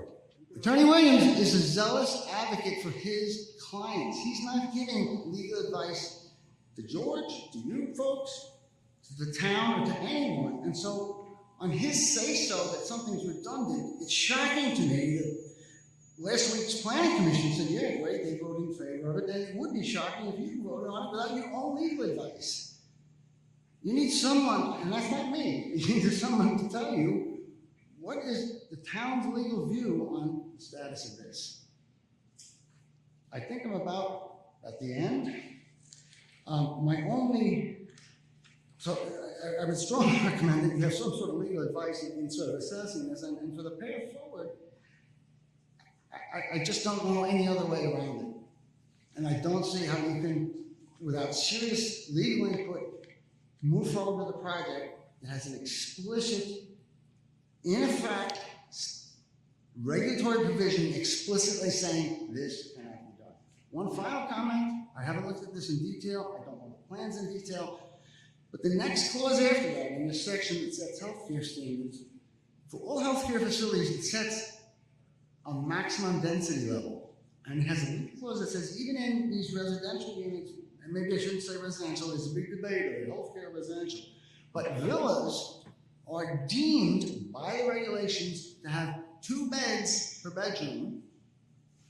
So that would mean if there's 2 bedrooms, 4 beds for a single unit, 8 per duplex. Limit of 8 beds per acre. So that means every duplex needs an acre of land around it. When I look at those maps, cluster 2 with 24 units, 12 duplexes, which is right in our corner of the neighborhood, that's like about, looks like 6 or 7 acres for 24 units. The math doesn't work. In my opinion, I haven't done the drilling down, but I think those are 2 critical mandatory provisions that I think this whole project falls short on. And as I hear myself saying this, it's sort of like, how much work has been done? How much money has been spent? And so the momentum continues. It's too much to say no. Well, the law is the law, and I would duly request, not duly request, I'm sorry, I'm getting too legal. I would respectfully request that you give it full legal consideration, and I know I've been a little bit long, but I thank you for your time.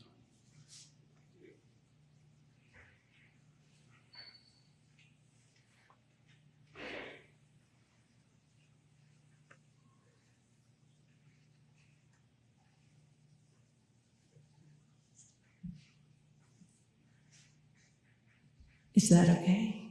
Okay. Good evening. My name is Christy Bunn, and I live at 15 Hop Hollow. I am an abutter to these Meadow home projects. And I'd like to bring your attention back to John Pico's submission and specifically discuss an item in his number 7 of his document, which relates to the 5-building cluster in the southwest corner. As you are aware, the engineering firm B&L was hired by the town to conduct a third-party independent review of the McLean wetland application, and in B&L's design review that was submitted and spoken into record on December 10th, a specific question was raised, and I'm going to read it to you. It's also in your document. Is this addition of the buildings along the west side of the site justified given the extensive amount of additional roadway needed, the separation of these structures from the site amenities and other building clusters, the additional utility extensions required for connection, and the separation of the stormwater basin proposed to support construction at this particular location? It's a very detailed question. B&L then asked that a strong justification for this building layout in this location be provided to the Inland Wetlands Committee, particularly considering the direct connection of these buildings and their stormwater to Hop Brook, the possible habitat fragmentation to the open field and woodlands adjacent to Wetland 7, and the extent of light trespass on the adjacent residential partials coming from the roadway lighting. B&L's request and question was not answered by the McLean team during the wetland review process. While the Inland Wetland Committee acknowledged B&L's concern, it chose to relegate any remedial action to the Zoning Commission. So this question now stands before you. So I ask you to consider, what is the logic behind building this road so deeply into the meadow? A road that requires clear cutting of so many trees, the decimation of so much of the meadow, and requiring such costly additional infrastructure, all for just 5 units. Could this cluster be moved or redesigned to bring it closer to the main campus or other facilities, so its footprint has less impact on the surrounding environment and the abutting neighborhoods? I believe McLean's insistence on building this very costly road and this one cluster, and they're refusing to answer the third-party reviewer's question, is because the road is really a doorway for their future development into the meadow. Please take time to look at the map and note how long the roadway is and how close it is and its units are to the existing homes on Schoolhouse Lane and Hop Hollow. Homes that residents have invested in with the expectation that any surrounding development on the meadow property would adhere to its current R40 designation. This proposed road and the light and the noise and the activity that will come with it will diminish the quality of life and home values for those who abut this development, regardless of what Mr. Williams says. Thank you for giving us the opportunity to speak tonight and giving serious consideration to our concerns. We look forward to your response to the third-party reviewers' questions and the abutters' questions. Thank you.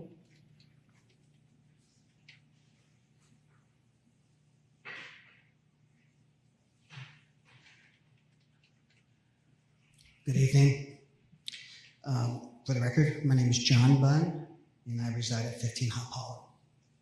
I'm here tonight to urge the Commission to deny the special exception for application ZC 2607 based on fragmentation of the layout. I want to dig into this continuing care retirement community exception a bit, as we call it, CCRC. So as you probably know, in the Connecticut land use law, a special exception is a privilege reserved for projects that strictly comply with all zoning requirements. Here, the applicant seeks major density exceptions to construct these 40 duplex units on an R40 partial, but yet it fails at a core requirement for a CCRC. Under section 17.4, a CCRC must function as an integrated entity where residential units are directly connected to common supportive healthcare facilities and staff infrastructure. However, the town's own design review staff report, just issued May 18th, describes this project as 2 separate residential sections with a great swath of environmentally sensitive lands protected in the center. That fragmentation of this campus is not incidental. It's a defining feature of the layout. By placing the units on the far western edge, what Christy was just talking about, of the property, separated from the primary campus by wetlands and long roadways, the applicant breaks the continuous operational relationship required for a true integrated healthcare campus. In fact, the extensive winding roadway required to connect these sections demonstrates that the terrain itself is fundamentally unsuited for this type of 2-part development. Essentially, the applicant is seeking the benefits of the CCR designation without providing the level of campus integration required to justify these exceptions. These concerns were reinforced by what Christy had just talked about, the B&L report itself. In addition, under section 1712, the applicant bears the burden of proving they minimize neighborhood and environmental impacts. Yet there is no evidence that meaningful alternative layouts were explored. No serious analysis was conducted to evaluate whether these 40 units could be clustered closer to the existing eastern campus infrastructure where the healthcare services are already there.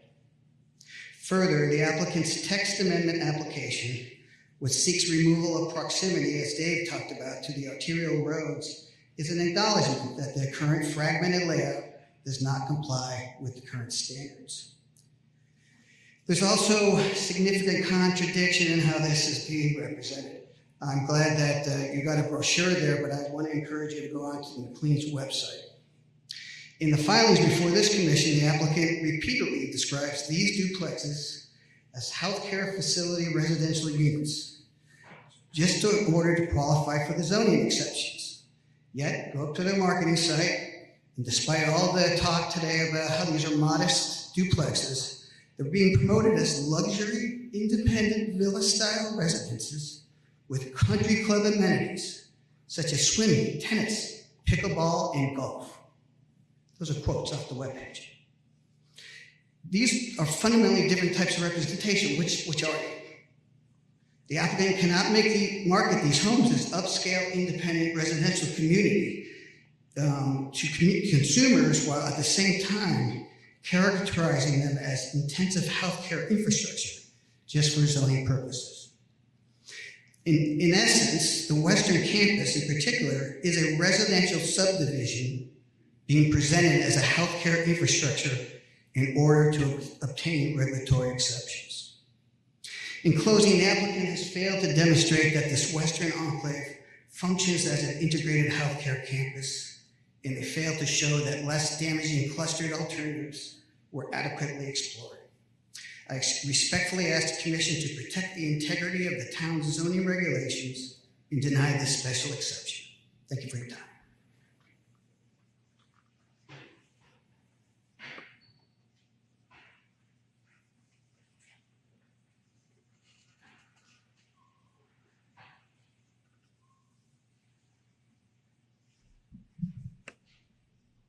Good evening. My name is Jessica Franks, and we live at 4 Country Club Drive and are abutters to this land. When we were purchasing our home 5 years ago, I was thrilled to see our property line was shared with McLean. I grew up in Granby, hiking McLean's trails and visiting relatives and friends in the nursing home. When rumors of development occasionally popped up, I thought there was no way. McLean stands for conservation. Neighbors assured, oh no, it's wetlands back there anyways, and that we have all been enjoying and taking care of these woods and meadow together for decades, including the late Walter and Margaret Mitchell of Mitchell Auto Group, whose home we bought. Imagine my surprise the day I received a letter announcing the Meadow Homes development. A group of neighbors met with McLean leadership in our garage on a rainy day as they explained the proposal and that they wanted to be good neighbors, a phrase that they would continue to use right up until they banned us from walking in those woods and meadow because we, as interveners, were gathering too much information that conflicted with their application.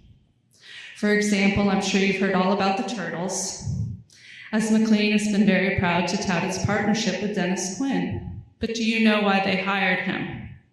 It was because of us, the interveners.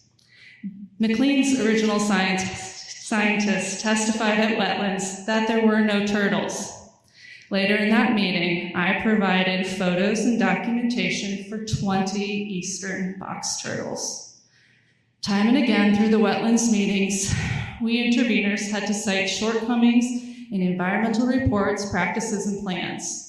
The initial proposal was weak in conservation, and any additional mitigation was the direct result of their having to respond to the interveners. Tonight, McLean dove right into the landscaping plan, improving, I quote, improving the health and performance of this land. I'm sorry, but this is like saying, I know we started the fire, but look at all of our innovative firefighting techniques. To be clear, the best way to improve the health of this land is to not cut down 17 acres of trees. SLR then said, and I quote, this plan expands the meadow habitat. This is absurd. They are covering over 5 acres of it with homes and impervious surfaces. You have a letter from the Connecticut Audubon Society and has specifically recommended this plan not be approved because of the meadow damage. In conclusion, let's be honest, the deck is stacked against us. McLean has lined up political forces on town committees, Hartford lawyers, public relations firm, and more. But we are the ones who live here. We know this plan is not in keeping with the land, the zoning, or the town goals of conservation, but would bring in a bunch of money for McLean. We stand here simply as tax-paying neighbors with no money to gain but everything to lose. Our treasured animals, the ecosystem, and property values. That huge retention basement that's 60 feet from the property line attached to a road, that's my property line. Please don't tell me that cutting down the forest directly behind my house for a retention swamp and road won't affect my property value. To be clear, I am not anti-McLean. My own son is a server there upon my recommendation. But I am for a less impactful plan that doesn't clear 17 acres and cover half the meadow it's named for. Thank you.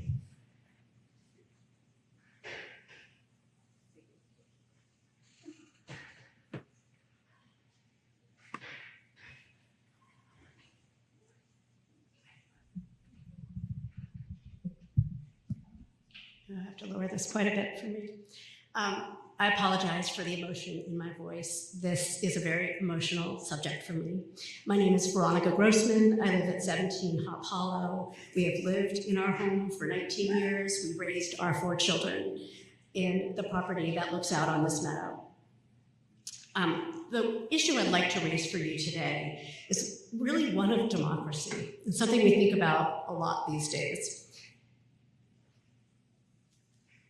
McLean is asking you to make changes to our zoning regulations that benefit their application. This is a Hartford lawyer writing Simsbury's regulations for us. No Simsbury resident here is asking you to make these changes that will allow this application to go forward. It is deeply anti-democratic.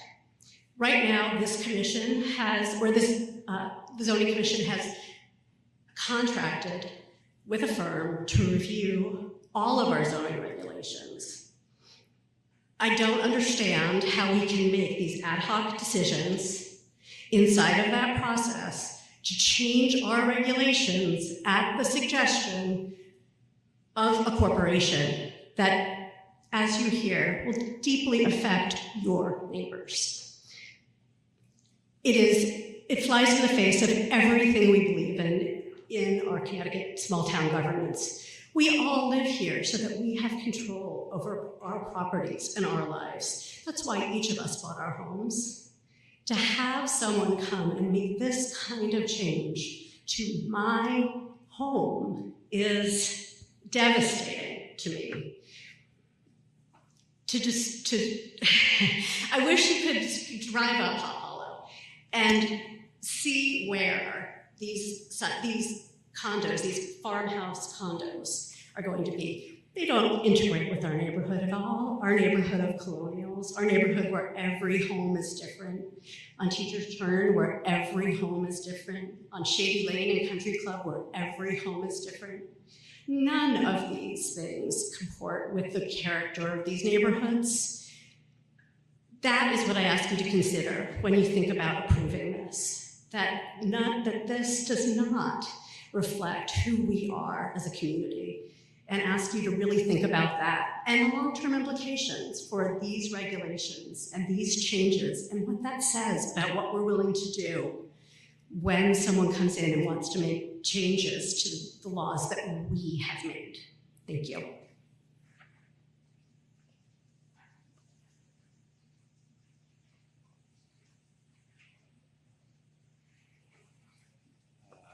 I'm Andrew Grossman. I'm at 17 Hop Hollow. I'm Ronnie's husband. I have so many things to say, and I have to tell you, we've been working on this as a community for 20 months from when we first found this out that they were going to build, and so we're exhausted. We don't have a lawyer with us tonight because we can't afford it. We just can't. Mr. Williams is getting paid an enormous amount of money for us to have brought to you to come with an attorney and with an engineer and with a wildlife expert would have cost us $120,000, $130,000. We just can't afford it, just like you can't afford it. And so we're getting outclassed by somebody who can afford something that's tremendous and will have a life-impacting event on all of us. And I just want to note for the record, nobody wants to talk about it, and it's like we're kind of hushed when we do. The abutters pay hundreds and hundreds of thousands of dollars in property taxes too. We pay hundreds, I think if you added it up, if you took the households that abut the property, we pay almost $1 million in property taxes every year. And we are proud to do that. I live here on purpose because the schools are remarkable and because of the open space is like such a special place. I can't believe when I go out in the morning to go to the gym and I see a bear, or I see a bobcat, or I see a porcupine, and all of us value that and treasure that, and we pay for it. And so I want to, if we're talking about tax payments, let's talk about all the tax payments. And we're going to come back to that because, as you know, McLean fought the town on its tax payments, and I think that you can expect more of the same after this is done too. I want to talk for a minute about my relationship with this big set of woods and meadow. I've lived there for 19 years. Since the beginning, the day I drove up on the road for the first time when we went and visited it, we talked to the neighbor, Roger Boat at the time, who said, McLean's never going to build there. There's this thing that they're not allowed to borrow money to build roads, and so they have to get a change in their own bylaws to do that. Now, I don't know if that was true or not, who knows, but from the first day I looked at the house, we were under the impression that McLean couldn't build into the meadow, and that our investment was a safe one and one that was prudent and feasible for my family. And so over the course of the last 19 years, I think Dave Pluta might be number one. There's also Rochelle Minkoff as might be number two. There's a couple of us who have spent, Jess Glass as well, has spent an enormous amount of time in this meadow. We know the meadow better than anybody who works at McLean. We know when the animals come in. I wish you'd come today. I want to close by offering you an invite later to come and visit the road from our road and to view what it would look like from our perspective. Jess Glass has a bear in her backyard that the tree's going to get down, and what's going to happen to the bear? And so those are little things, but I hope that you'll come see. We mowed the meadow for 19 years, up until recently when they told us we couldn't go into it anymore. Even just about a month before they told us that they were going to build, we called them and said, hey, nobody's mowed the meadow, the field, the track around the meadow for for this year. We'd like to pay somebody to go do it. And they said, yes, we would love that. And then a month later, they told us that they were building in it. When snowmobilers were using the meadow and the woods, and the trails in the woods and the golf course, I called McLean to say, hey, there's snowmobilers, and I documented it for them. Donna Hickson, Al Hickson, who designed McLean and Antop Hollow and Apple Lane, his daughter, Donna, who's, you'll read the letter from the Hartford Audubon Society, she's on the board. She grew up learning how to bird in the meadow. The meadow has been there since before I was born. When the enabling rule that you said that the zoning commission passed to allow McLean to be built established the meadow 60 some odd years ago. And so the meadow was part of Simsbury's plan and was part of the zoning commission's plan. The meadow it's about to come alive. I wish you'd come see it. It's remarkable. It is the best of Simsbury in every way. It hosts animals, it hosts birds. The number of pollinators is remarkable. It's incredible when you walk through it. I don't know what they're going to do with the ticks. I think they have a problem. I think these residents are all going to get Lyme disease, but that's a different story. We can talk about that later. I do think it goes to their pest management plan, because if anybody thinks that they're not going to go kill the ticks, it means that they're kidding themselves. And when you kill the ticks, you kill the birds, and you kill the bees, and everything else. But somehow we're not allowed to talk about these things because there's no forum in which this discussion happens. Inland Wetlands said it was conservation. Conservation said, well, we can't tackle those things. That's zoning. So you guys are the ones who have to tackle these topics that somehow we're not allowed to talk about in any forum. I can't speak for 4 minutes tonight on this, something that I've spent 20 years of my life living next to. So that's my own relationship with McLean. It's incredibly important to me. McLean has made my home something grand and remarkable in the best of Simsbury's way. And I wish that the entire public could see it. I think it should be a park. If honestly, I don't know quite what you should do with it, but it's not this. Second, I want to talk about the affordable housing piece. So that Senator McLean, first of all, Senator McLean was called the Birdman of the Senate. He passed the Migratory Bird Act. The first piece of environmental legislation in US history was passed by Senator McLean. It was his baby. He worked on it for years up until his death. And so we're going to cut this place that is a place for birds. It seems like that's just ironic and a little bit strange to me, but I understand how these things are with the way big business works in the United States. The affordable housing piece in particular is an affront, because if you grant that to them, you're saying that they were set up in the will and trust to take care of indigent older women. And so if you say that they don't need to have an affordable housing requirement in this, then you're saying no to their mission. And they're saying no to their mission with this process, like all of it. If you look at their finances, there's all this issue around how much Medicaid they're using, and really there's like this whole question about whether they are. So the affordable housing piece in particular, it goes to exactly counter to what the mission is. They are a public trust.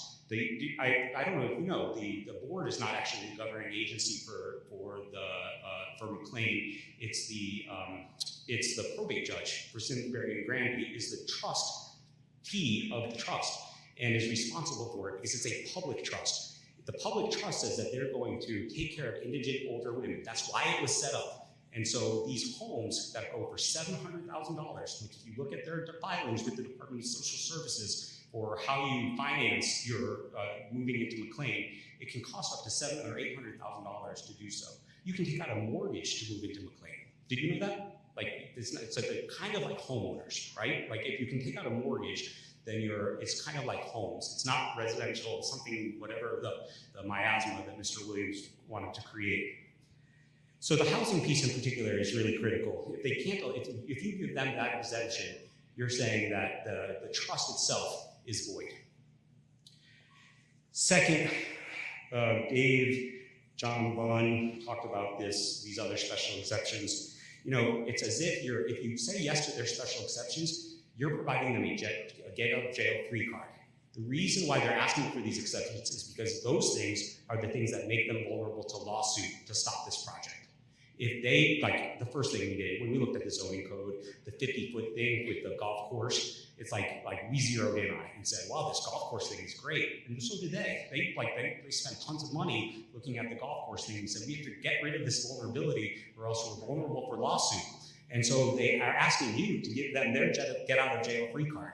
And that seems exceptional to me. And so that would be a second special exception that they're applying for.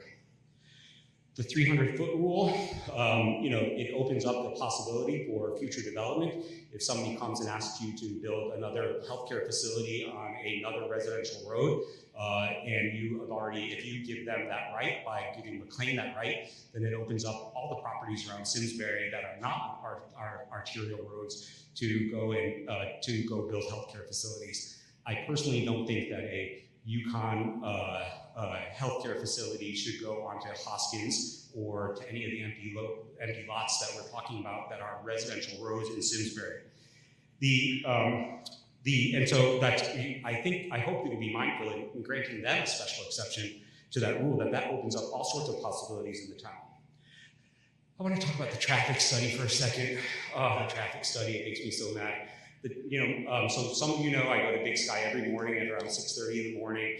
I go down the road, and that morning, sometime in February of 2025, there was the thing that goes across the road. So I stopped and took a picture of it. I'm obsessed with McLean, of course, right? This is going to affect me in a very deep way. And it's from their company. I called the police department and said, hey, do you know whose this is? I called Brittany. Actually, Brittany suggested that I go to the police department and find out what the story is with it. It was on the west side of the road. It wasn't on the east side of the road, which is where all the people coming off of Route 10 and Route 202 and Route 309, they come up from that side of the road to turn into McLean. It was on the west side of the road, so their traffic measure doesn't really work. So I don't understand how, and they have to say something legally, which is legally true. Yes, we did this traffic study the right way, but they didn't. And so I would love for you to actually do a traffic study that complies with what's real. They just simply didn't do it. The next thing I'd like to talk about is if the traffic thing isn't the problem, then why are they building 26 extra parking spaces? Do they need extra parking spaces if they're not getting extra traffic? So why do they have to double their parking capacity on that section if they don't need, if it's not going to cause any more traffic? Clearly, they're expecting additional traffic at their facility. At some point, you're going to have to put up a red light on Great Pond Road at their intersection. And that's something that should be included in this conversation is, are you going to put up a four-way stop? Or are you going to put up a red light? Because if they need 26 additional parking lots and they have all these new cars coming in and they have the construction vehicles, then their traffic study is frankly bunk, and I think that you guys should question it. The meadow is Trojan, this extra road is Trojan horse. Like what they did, and we talked to them, the Inland Wetlands Commission did such a good job and they were so thoughtful in the first round, not in the second round. The second round was so problematic. They referred to the first round, which they're not supposed to do. We couldn't afford the lawyer, and so we didn't fight it out with them in the same way that we did in the first round. We just spent $40,000 on the lawyer for the first round, and we couldn't really afford it again. And so we didn't fight it out with them. But like this whole thing about this road, the whole intention is to come in and so that they then can come back to a future zoning commission and say, well, we're not going to cross a wetland. We already have this. And so it's a big Trojan horse. They're going to go into the middle of the field when you guys are all gone and there's no institutional memory of it. The turtle thing is not a small deal. They didn't do a full wildlife study. They just didn't. And you can ask and you can look and you can go and check it out. There's no record of a full wildlife study. The turtle piece is really interesting. They downplayed it tonight, but all the houses are getting built all over turtle turf. And you can see on their map, if you go and look at the Inland Wetlands record, you'll see it all over the map. But it's not just the turtles, it's the bears, it's the deer. The retaining pond nearest my house is going straight into the middle of what my family has called for 19 years, Deer Trail 1. Deer Trail 1 leads all the way over from Simsbury Farms, across the back of the Simsbury Farms woods, down over to Shady Glen. It comes across the last house on Shady Glen, down across the brook there, goes up through the woods, that's McLean property, out onto Deer Trail 1, out into the meadow, then it goes out to the golf course and onto the McLean property, which then it goes north. That's called Deer Trail 1 in my household. This thing is going to go in the middle of Deer Trail 1. and it's the porcupines, and it's the fisher cats, and it's all the bird life and the bees that you really have to pay attention to as well. The last thing I want to just talk about, and this is also such an unpopular topic, but I have to put this bug in your ear. Their finances aren't sound. They keep doing these one-shots to show that their finances are okay. But if you look at their annual DSS filing, please go look at it. They're required as a CCRC to file something with the Department of Social Services every year. On page 17, for every year for the last 20 years, there's something that shows what percentage of their, what their operating expenses are, what their operating loss is, and it's been a loss for many years in a row, and also what their, and it shows what they project out into the future, and they never meet that projection. In every year, if you look at the following year, they say, well, we didn't meet our projection, but next year we're going to be even better.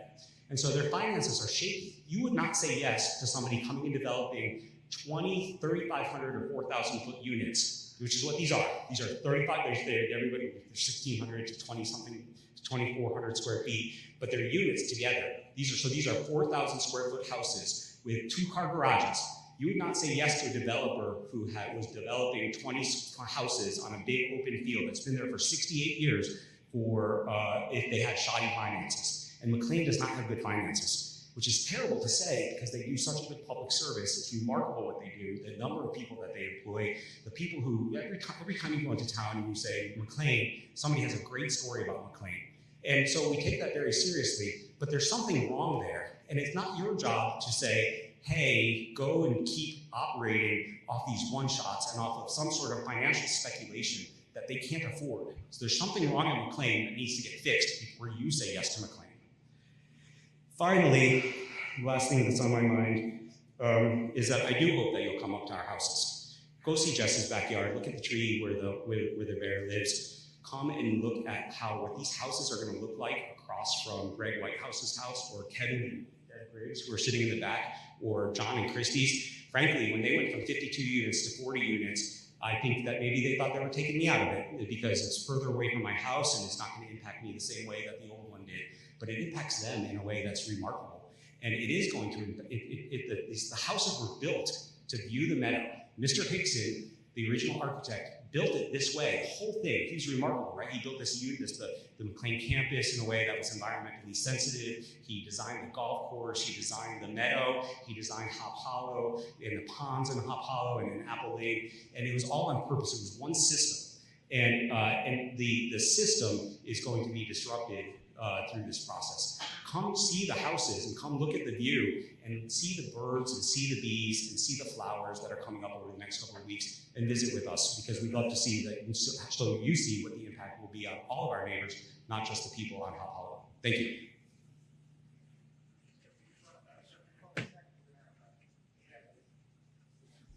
Sure.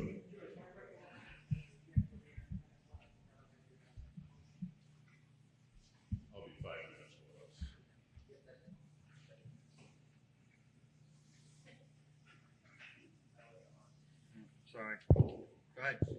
Go ahead. So that's correct. You have a 10 o'clock deadline. You can simply get a motion to extend and go through that time period. You need a motion to go past 10.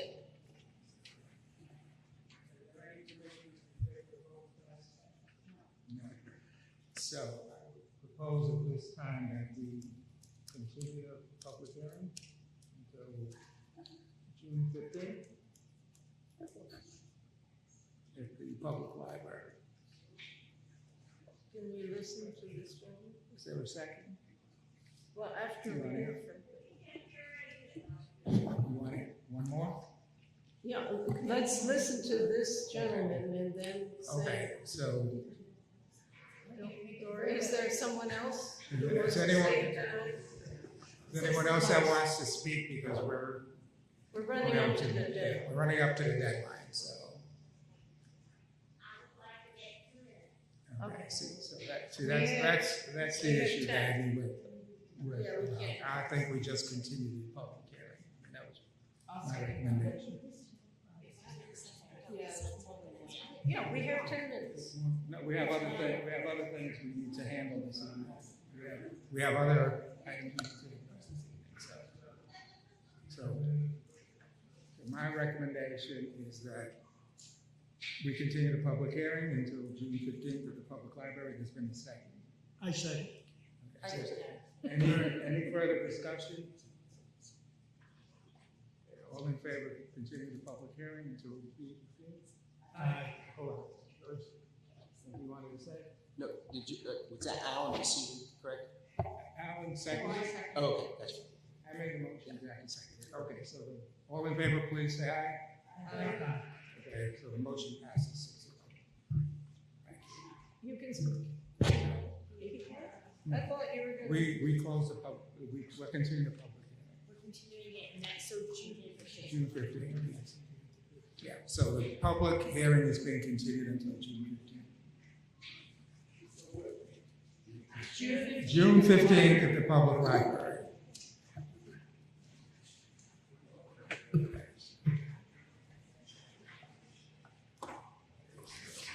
Mr. Chairman, I would just suggest at this point, I would not take the minutes up. I would just get a motion to adjourn. I think you could just adjourn. Okay, so you don't want to. I'll make a motion to adjourn. Second.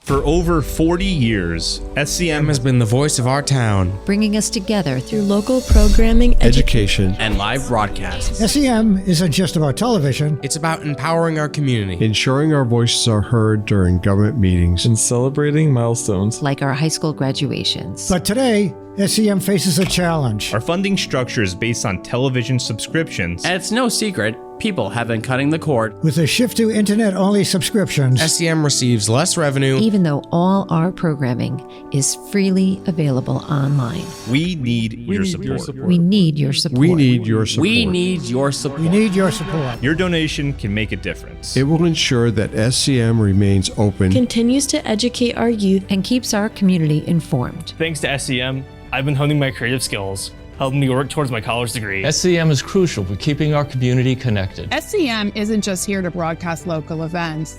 They're actually preserving Simsbury's history. Join us in preserving Simsbury's voice. Simsbury's voice. Together we can ensure that SCM continues to thrive for generations to come. Visit our website or scan the QR code on your screen to make your donation. Every contribution counts. Thank you for supporting Simsbury Community Media, where your town, your schools, and your government come together.